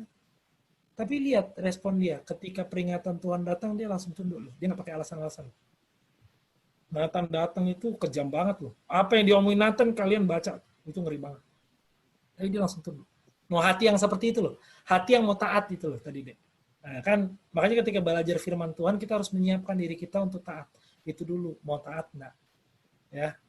Jadi belajar, kamu enggak ada gunanya belajar banyak kalau enggak mau belajar isi hati Tuhan gitu ya. Kamu bisa paham predestinasi sampai bego gitu ya. Sampai bego, sampai apalah gitu lah ya, sampai wah kamu udah baca puluhan buku tentang itu, tapi kalau kamu nggak bisa menangkap isi hati Tuhan di situ enggak ada gunanya. Atau kamu jadi orang, oh dasar kamu ini orang yang tidak dipilih Tuhan gitu. Alah, itu kamu nggak ngerti kenapa predestinasi diajarkan misalnya begitu ya.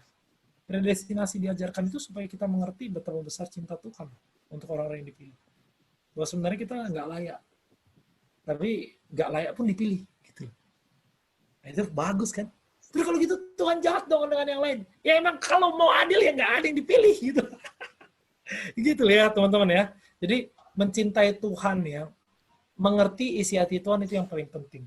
Jadi jangan jadikan ini kompetisi. Makanya saya nggak suka kompetisi dalam bidang apapun ya sebenarnya. Tidak ada, manusia tidak diciptakan untuk berkompetisi, tapi untuk bertumbuh bersama. Dalam pendidikan kita harusnya bertumbuh bareng. Dalam kerohanian kita bertumbuh bersama juga. Ya, dalam ekonomi bahkan demikian. Tuhan tidak pernah menyuruh kita berkompetisi. Bahkan kalau nanti kita mau bahas tentang berlomba-lomba, ya apa yang dia masuk dengan kata Paulus itu bukan ngomong tentang kompetisi sebenarnya. Tapi ya hati yang betul-betul mau memberikan yang terbaik kepada Tuhan. Itu. Gitu ya. Bertumbuh, mencinta. Ini makanya gini, bedanya kita dengan yang lain apa sih? Agama Kristen itu adalah agama yang relasional. Makin berelasi sama Tuhan, semakin cintai Tuhan. Nah, intinya di mana ya? Cinta gitu ya. Nah, cinta dan keadilan yang terus berjalan beriringan. Begitu. Makin mencintai Tuhan, semakin merasakan keadilan Tuhan. Semakin merasakan keadilan Tuhan, semakin mengerti ya betapa besar cinta Tuhan. Yang gitu. Oke? Oke, Ken, terima kasih. Ya, yang penting belajar dulu lah ya. Nanti ngerti kok. Luar biasa. Dan ini ya, belajarnya nggak boleh dipotong-potong ya. Bahkan dari hal-hal yang paling mengerikan sekalipun gitu. Nah, kita harus belajar. Kayak misalnya gini, kalau kalian belajar tentang Sodom dan Gomora, kita meresponnya begini loh. Sebenarnya Sodom dan Gomora di bumi hanguskan begitu, kita juga layak loh dibegitukan.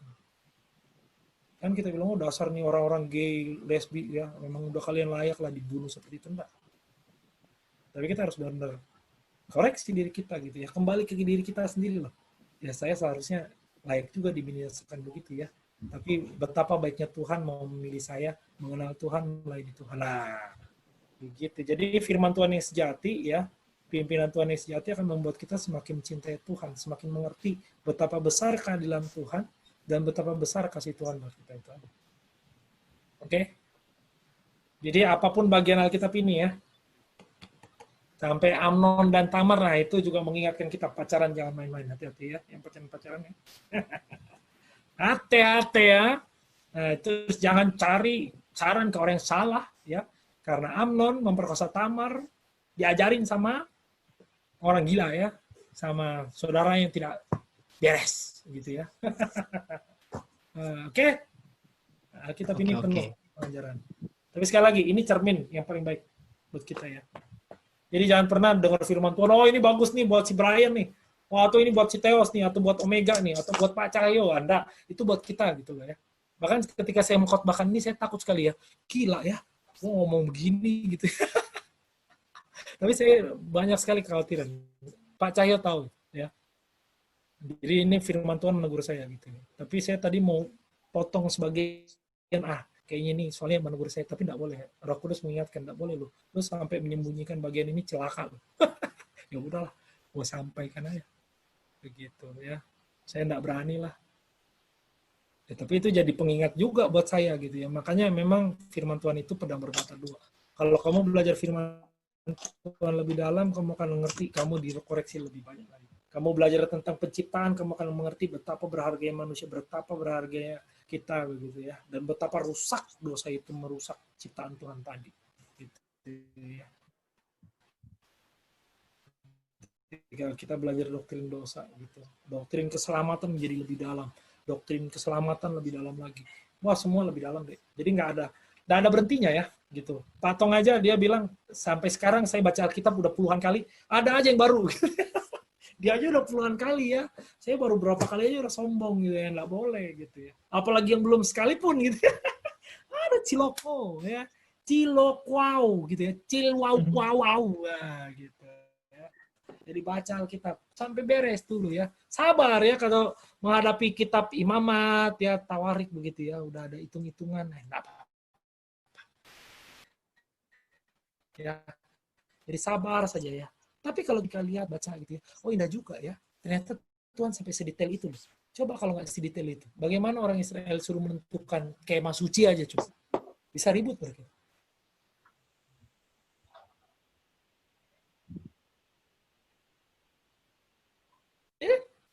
Orang-orang yang egois begitu ya, disuruh bikin. Ya, mereka bisa bikin asal-asalan, mereka bisa enggak. Jadi untuk mencintai Tuhan, bahkan Tuhan memberikan pedomannya gitu. Karena dia tahu kita lemah gitu. Tapi ya itu Allah kita Allah yang punya inisiatif untuk mengajari kita gitu, untuk menolong kita gitu. Jadi kalau udah ada inisiatif Allah ya belajar baik gitu, bersyukur dengan apa? Dengan belajar firman Tuhan. Nggak main-main sama firman Tuhan. Oke? Ada lagi yang mau bertanya? Jangan malu. Malu bertanya sesat di jalan. Ya. Malu bertanya tenggelam di jalan. Loh, kalau dia naik perahu. Ayo.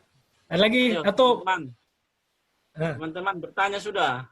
Kan bertanya. atau bro, kalau ada pertanyaan lagi nggak apa-apa, lanjut. Tapi Saya biasa ini- banyak Itu pertanyaan pula ini. suruh orang bertanya, kalau memang ada bertanya ya bertanya, kalau memang nggak ada ya nggak ada. Iya, Apa ayo sih? tanya. Yang dipaksa juga. Iya. Maksa banget Ngana. Nggak apa-apa, ayo. Saya ini udah pengangguran Sorry. nih. Jadi kalian Sorry, punya waktu Andra. lagi. Ini Ah, masalahnya kita kan masing-masing itu kan ada punya pola pertumbuhan sendiri toh, bukan pola, Ya. pergumulan dengan Tuhan sendiri gitu loh. Masing-masing Ya, tuh betul. diproses sama Tuhan gitu ya, Afi. Afi, kalau lagi belajar firman itu ya. Saya beberapa hari ini belajar tentang kesabaran. Dan itu memang diuji Tuhan gitu loh. Dari dulu saya orang yang paling nggak sabar ya. Jadi hari ini saya ke dokter, check up nih ya. Saya sabar, itu jadi kesaksian buat banyak orang termasuk dokter ya. Ketika saya kuat untuk menghadapi tangan saya yang patah. Wah, saya semangat sekali sampai mereka bilang kamu tidak terlihat sakit. Ya karena saya semangat ingin sembuh. Tapi justru di semangat ingin sembuh itu saya tidak sabar gitu loh. Maksudnya saya nggak sabar, ayo cepat sembuh supaya saya cepat bekerja kan. Tapi prosesnya Tuhan nggak bisa begitu. Tadi Kak Hendra kan bilang dari Roma 8 ayat 28, segala untuk kebaikan kita kan, orang-orang yang dipilihnya kan, ya. Kita tuh kalau nggak disayang Tuhan dibiarin aja, tapi karena kita disayang makanya kita dihajar gitu. Tapi Tuhan Betul. menghajar kita tuh nggak sampai kita jatuh tergeletak. Makanya di status Instagram saya tuh saya tulis, Tuhan tuh menopang tangan orang yang meskipun dia jatuh nggak tergeletak sekali ya. Tuhan tahu kelemahan saya tuh nggak sabar. Jadi pagi ini saya ke dokter, terus saya bilang, dokter, ini kenapa lengan bawah saya harus digips sampai ke jari-jari ini? Terus dokter bilang, iya supaya kamu jangan banyak gerak ya, karena saraf dari lengan kanan atasmu itu nyambung ke jari, otomatis jarimu tuh akan beberapa saat tidak merasakan apapun, itu tanganmu tuh akan lemes gitu loh. Ya saya nggak percaya sih. Saya kesel gitu, kenapa harus ada halangan gips ini ya? Ini gips ini berat sekali loh. Dan itu, terus saya pikirnya gini, lengan bawah saya ini kan nggak kenapa-napa. Terus saya masih, iya dokter, tapi kebas ini dokter, kemang, saya kram. Pokoknya saya nggak bisa tidur gara-gara ini. Terus dokter tuh cuma ngomong gini, oke, kalau gitu nanti mau tidur, gipsnya dibuka ya. Terus ya saya nggak ngerti sih dokter ngomong gitu kenapa. Tapi tadi siang pulang dari dokter saya coba, karena saya mau tidur, saya mau buka gipsnya. Ternyata sama aja. Perasaan kram kebas itu sama aja, nggak hilang meskipun gipsnya saya lepas gitu ya. Dan akhirnya saya mengerti. Ternyata maksudnya dokter itu, gips itu justru membantu saya gitu loh. Yang membuat saya, sebenarnya respon kita benar sih ketika menghadapi badai ya. Jadi badai saya bukan patah tangan, badai saya kesabaran itu.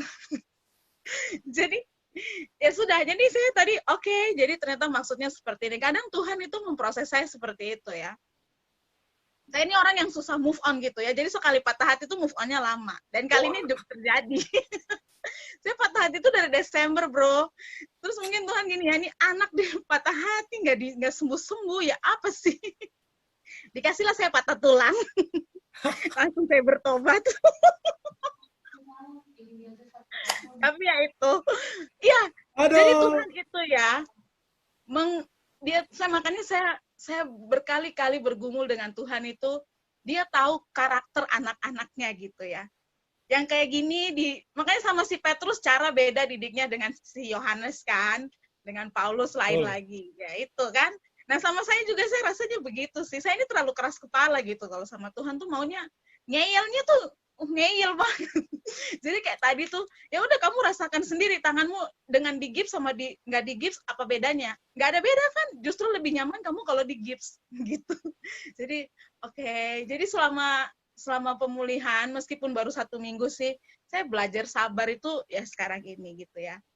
Sabar itu bukan cuma menghadapi masalah. Ketika mau sembuh juga itu yang namanya sabar itu ya sabar. Kamu harus sabar ikuti prosesnya, alurnya gitu ya. Jangan mau langsung sesuai dengan pengetahuanmu ya itu. Firman Tuhan tuh benar-benar hidup gitu ya. Jangan bersandar pada pengertianmu sendiri. Nggak ada gunanya.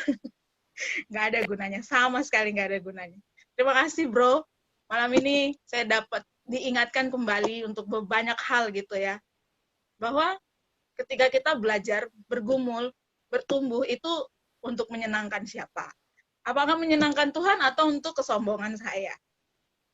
Betul, seperti itu ya. Jadi kalau untuk menyenangkan Tuhan, percayalah Tuhan akan pakai itu untuk jadi saluran berkat. Tapi kalau untuk kesombongan saya, ya sudah, kamu sombong aja selamanya gitu. Dan kamu nggak akan dapat apa-apa selain kesombonganmu itu gitu. Terima kasih ya bro.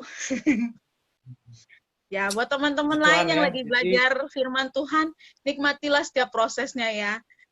Bagaimana cara kamu nikmati, kamu yang lebih tahu gitu loh. Kamu yang tahu, dan kalau kamu tahu rasanya itu memberkati, silahkan kamu bagi gitu ya. Jangan disimpan sendiri. Karena itu menjadi salah satu caramu bersaksi tentang bagaimana Tuhan itu ajaib dalam kehidupanmu. Bagaimana Tuhan itu ya karena cintanya itu kepadamu tuh gimana gitu loh. Dengan caranya dia punya cara yang terlalu unik, terlalu kreatif sampai kamu tuh nggak bisa mikir. Tapi itu semua untuk kebaikan kamu gitu.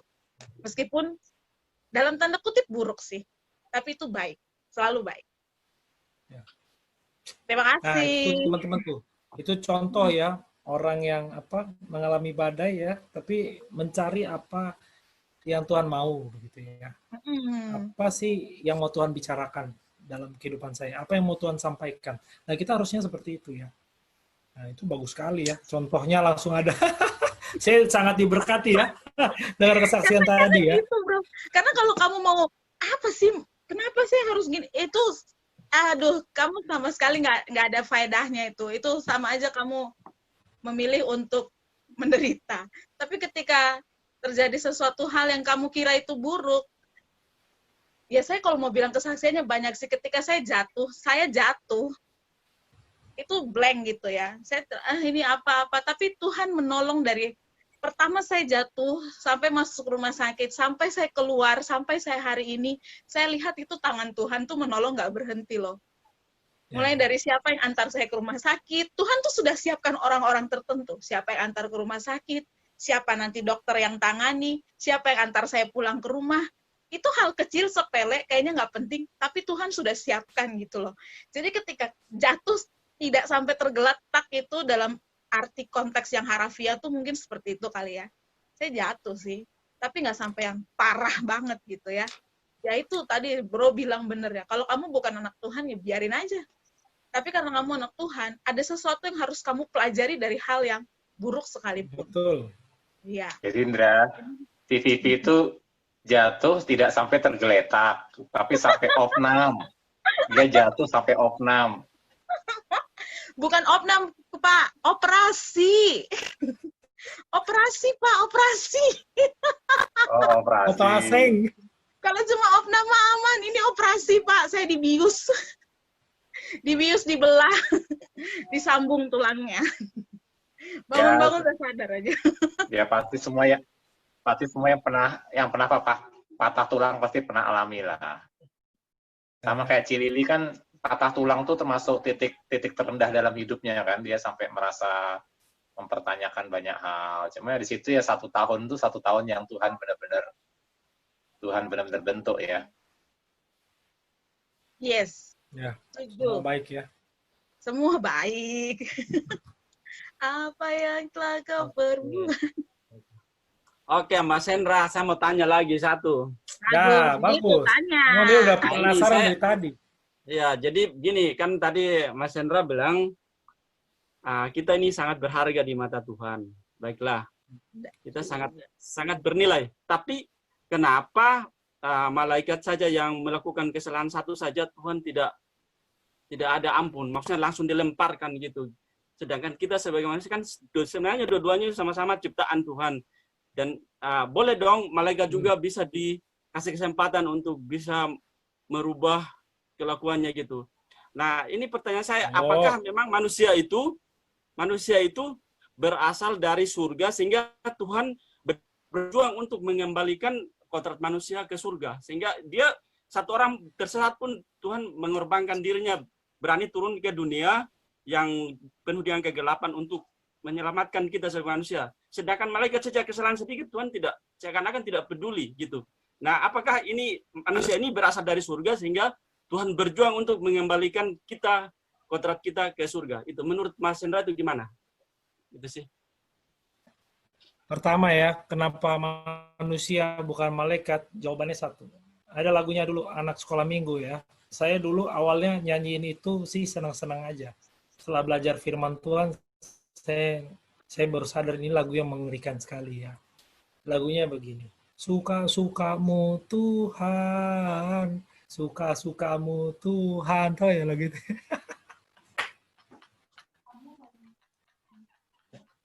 Itu dulu kita nyanyi sambil joget-joget ya. Kalau tapi setelah saya belajar teologi, saya nyanyiin lagu itu saya keringetan langsung. Karena gini ya, sekali lagi, manusia dari surga enggak, kita dari tanah. Kita murni dari tanah ya, dari bumi ya. Jadi Taman Eden itu sekali lagi teman-teman ada di bumi. Orang Yahudi percaya itu ada di bumi. Ya, kita juga percaya ada di bumi. Yang lain yang percaya itu di surga. Oke? Jadi kita lah dari bumi, terus asalnya kita dari mana? Diciptakan dari tanah. Tapi ada satu hal ya yang difirmankan Tuhan. Kita diciptakan segambar dan serupa dengan Allah. Nah, itu yang bedanya. Malaikat enggak. Kita yang diciptakan segambar dan serupa dengan Allah. Dan dari awal Tuhan sudah menetapkan hatinya. Nah, ini nanti Pak Cahyo yang ngajar ini bisa panjang ini.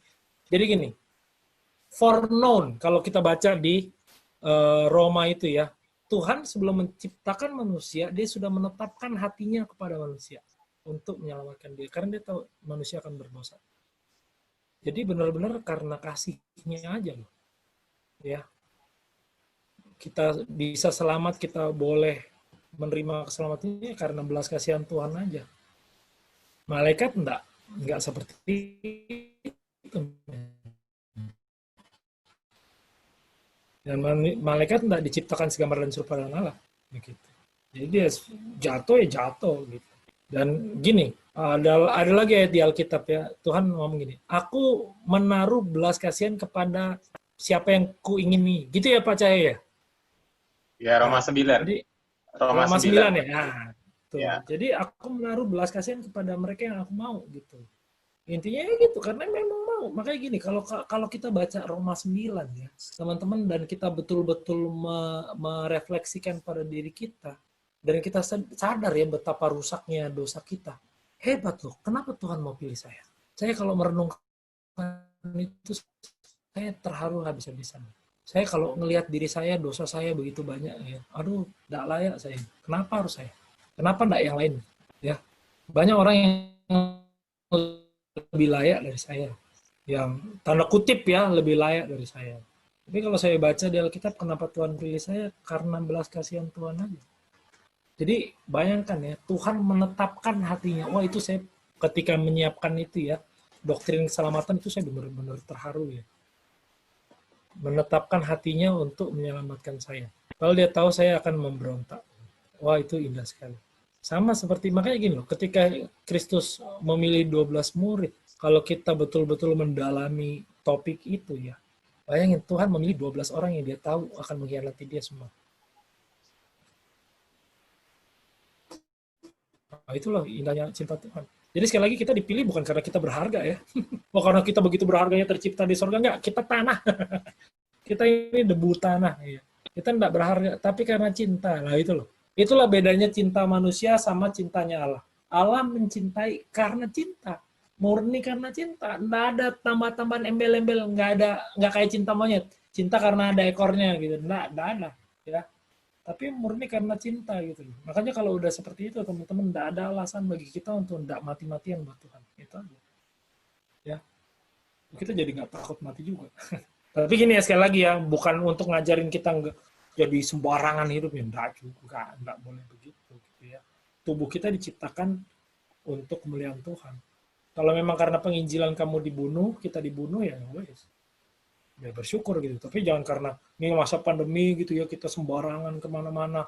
Tuhan pasti lindungi saya. Saya menyanyikan Mazmur 91 setiap hari. Aduh, Mazmur 91 itu bukan jimat. Ya, jadi nggak boleh. Ya, dipakai buat jimat-jimat ya. Jadi sekali lagi, memang Tuhan pilih kita itu bukan karena ada apanya gitu, enggak. Benar-benar karena cinta. Tuhan menetapkan hatinya, foreknown gitu ya. Wah itu kalau belajar itu, aduh satu kata itu indah sekali ya. Saya pas baca tentang itu, aduh betapa baiknya Tuhan. Padahal kalau dipikir-pikir, apa bagusnya? Sekali lagi loh, makanya gini loh. Makanya kalau saya sama malaikat bagusan mana gitu. Berguna mana gitu ya. Misalnya ya kalau ngomong bergunaan gitu. Ya berguna malaikat. Tapi gini, Tuhan tidak pernah, sekali lagi ya, Tuhan bukan seorang utilitarian, ya. Nanti teman-teman boleh belajar tentang apa itu utilitarian dari Pak Cahyo. Utilitarian itu pokoknya apa yang berguna, apa yang bahagia, membuat bahagia itu yang baik gitu. Enggak begitu. Tuhan enggak begitu. Justru untuk kita yang enggak berharga kita mau. Makanya gini, manusia berharga karena dicintai Tuhan, itu aja, bukan karena yang lain-lain. Sekali lagi ya. Gitu. Jadi kalau ada kemarin pendeta khotbah gitu ya, aduh pendeta besar lagi. Pendeta anak muda sih ya, lagi terkenal-terkenalnya di Instagram. Dia bilang gitu, betapa berharganya lo, saking berharganya lo, Tuhan turun ke dunia. Enggak, kita bukan karena berharga. Enggak begitu. Itu bukan pesan Injil. Nah ya, kita dipilih bukan karena kita berharga, teman-teman. Ya karena Tuhan mencintai kita gitu. Dan karena cinta itu loh kita jadi berharga. Nah, buktinya ada yang dibuang ke neraka kan. Gitu ya bro. Ada lagi. Oke. Ayo keluarkan. Tumpahkan. Maksudnya begini, tadi saya pikir mungkin asumsi saya. Jadi saya kira waktu di Taman Eden, Tuhan sudah mempercayakan manusia di dalam situ. Ternyata manusia tidak taat, akhirnya dibuang keluar dari Taman Eden. Jadi maksudnya Tuhan mengembalikan. Maksud saya tadi, mungkin ini asumsi saya loh. Mungkin Tuhan mau kembalikan manusia yang diusir itu ke Taman Eden, yang maksudnya surga. Ini asumsi saya. Tapi ya itu asumsi saya. Jadi saya pikir mungkin dengan demikian Tuhan berusaha untuk mengembalikan ke awal ciptaannya di tempat itu. Makanya sebenarnya nggak di Eden ya bro. Gitu. Kalau nanti belajar tentang doktrin penciptaan ya, makanya penting banget doktrin penciptaan ini. Jadi Allah menciptakan segala sesuatu itu ya, Taman Eden di bumi ya. Dulu siapa yang ngomong ya? Saya lupa. Dia bilang begini. Sebenarnya apa sih tugas manusia ini? Ya supaya Taman Eden ini tanda kutip diperluas sampai ke ujung bumi kok. Dan rencana Tuhan tidak mungkin gagal. Manusia jatuh ke dalam dosa, tetap tujuan Tuhan tidak berubah. Resonansi di Kejadian 1 ayat 28 ya, 26, 27, 28 itu ya, tetap berlaku karena apa? Karena Tuhan memerintahkan hal yang sama di mana? Matius 28. Ya, pergi jadikan semua bangsa muridku. Ya. Sampai ke ujung bumi, bahkan di Kisah Para Rasul ya. Gitu loh teman-teman. Jadi tujuan Allah nggak pernah berubah. Rencana Allah nggak pernah berubah.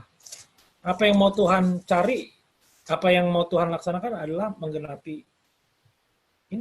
menggenapi rencananya gitu aja. Gitu.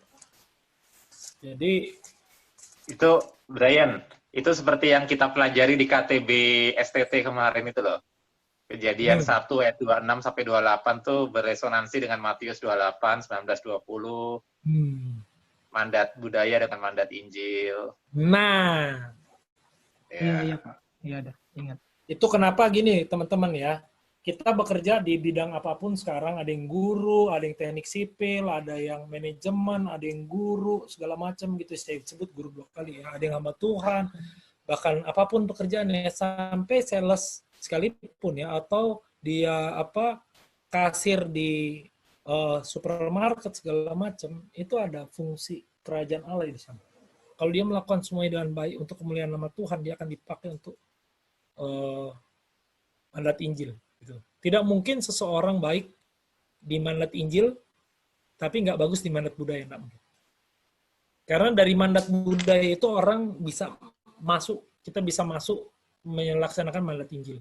Kalau kita tukang nyontek misalnya gitu ya, di kampus, ya mana ada yang mau dengerin lu pas ngomong Tuhan gitu ya.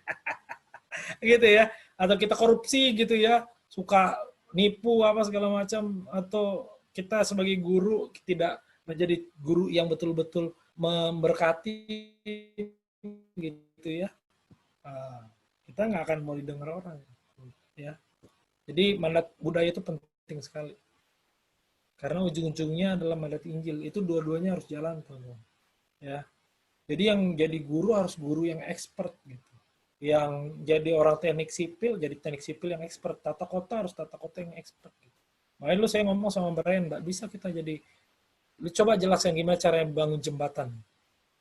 Terus dia langkahnya udah salah. Dia bilang, nggak usah ngomong Injil. Nggak bisa. Orang yang betul-betul percaya pada Tuhan, dia akan dari awal memahami tahap-tahapnya dari awal. Kenapa saya mau bangun jembatan? Sekarang harus pikirkan itu dulu. Kenapa saya taruh di sana? Untuk menolong siapa? Menjadi berkat bagi siapa dulu? Nah, kalau memang menjadi berkat bagi orang-orang yang sedemikian gitu ya, rencana ke depannya mau dibuat seperti apa, baru bikin jembatan. Sama kayak orang tata kota misalnya gitu ya. Saya mau bikin kota yang seperti apa. Jangan sampai kayak Ahok itu nemu ya, di Grogol itu ada got ya, besar panjang gitu ya, ujungnya nggak ada. Ujungnya buntu. Bayangin di Jakarta. Jadi ujungnya got itu nggak ada. Buntu. Ada ujungnya gitu kan, harusnya ujungnya ke laut begitu ya, atau ke banjir kanal gitu ya, supaya dibuang ke sana. Ini nggak ada, buntu. Itu yang bikin gila itu cuma mau ngabisin duit negara itu. Nah itu kenapa kita harus belajar sungguh-sungguh ya, materi teknik sipil itu baca-baca lagi gitu ya. Terus guru-guru harus belajar teknik mengajar yang baik, yang sesuai dengan kebenaran firman Tuhan gitu ya. Atau kalau Karen di sini di bidang apa sekarang?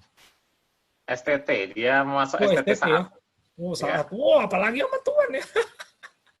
Itu harus betul-betul belajar sungguh-sungguh ya. Nah, jadi ya itu nggak bisa sembarangan, kita harus belajar sungguh-sungguh. Nggak bisa, saya mau jadi seorang teknik sipil yang biasa-biasa aja, yang penting saya dapat uang gaji tiap bulan gitu ya.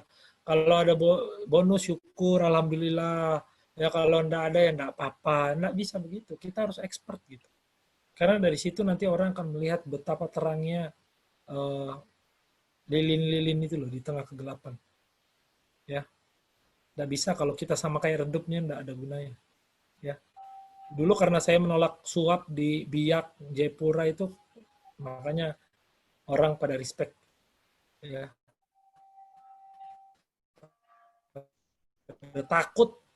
Ngerti takut ya. Wah kalau sama Hendra ini jangan berani-berani. Gitu. Karena saya berani dari awal. Dia bilang saya nggak mau. Berani lo ini, gua laporin lo. Gitu. Dari awalnya nggak apa-apa kok, kalau mati dibunuh ya ketemu Tuhan. Nah itu aja kan jelek-jeleknya mati gitu. Dan mati pun nggak rugi gitu. Mati malah keuntungan, jadi enak dong, enak gitu ya. Nah, jadi nggak usah takut ya. Jadi sekali lagi bro, Tuhan mau kita melakukan gini, bukan untuk mengembalikan ke Taman Eden sebenarnya, tapi supaya kita ikut dalam sejarahnya Tuhan gitu, menjalankan apa yang Tuhan mau. Nah pada akhirnya nanti kita akan bersama-sama kok, istilahnya konsumasi apa sih bahasa ini Pak? Bertemu. Ya istilahnya perkawinan antara gereja dan anak domba. Makanya saya pernah khotbahkan, makanya saya pernah baca satu buku, Taman Eden itu nanti akan menjadi kota. Di kitab Wahyu kan kota ya. Taman Eden itu ya menjadi kota. Jadi memang harus diperluas sampai seluruh bumi dan manusia diciptakan untuk memerintah bersama-sama Kristus, memerintah ciptaan. Nah itu harus digenapi gitu. Jadi Taman Eden akan dipulih. Kalau Pak Atong pakai istilah begini, Taman Eden itu sungguh amat baik ya, tapi yang Tuhan inginkan tuh sempurna. Jadi menuju kesempurnaan. Kalau Pak Stephen Tong pakai istilah begitu. Ya, itu yang sudah sempurna nanti. Nah, bayangkan ya, kita orang yang berdosa masuk dalam rencana itu, wah itu indah banget. Nah, itu loh. Jadi bukan karena, sekali lagi ya, bukan karena kita diselamatkan, bukan karena kita punya sesuatu yang embel-embel di belakang. Makanya gini, ketika kita jadi orang yang dipercaya melayani Tuhan itu, untungnya kita terlalu banyak ya. Pertama, kita dari antara jutaan orang yang berdosa, kita dipilih. Dipilih untuk percaya. Setelah itu kita dipilih untuk melayani Tuhan. Wah, itu indah banget. Ya. Itu untungnya ganda. Itu harus ada effort ya, sekali lagi tadi ya. Kalau untuk pasangan kita yang duniawi aja kita mau effort banyak gitu. Apalagi untuk Tuhan, harusnya lebih banyak. Karena pacar kita, istri kita pun belum pernah mati buat kita kok. Tapi Tuhan udah mati-matian buat kita. Bukan mati-matian, udah mati. Ya, gitu. Oke, ada lagi? Pertanyaan terakhir mungkin ya, sudah jam 10 ini. Oke, itu saja. Itu aja ya. Jadi, Terima kasih buat Bro, masukannya. semangat. Mateos juga semangat ya. Sudah berjangkit ya, mantap sekali. Terima kasih untuk Kang Omega Hendra atas pelayanannya. Oke. Ya, Saya rasa sampai segini Tuhan dulu. memberkati. Teman-teman bisa lihat rekamannya di IG. Ya, teman-teman bisa lihat rekamannya di IG dan juga di YouTube ya.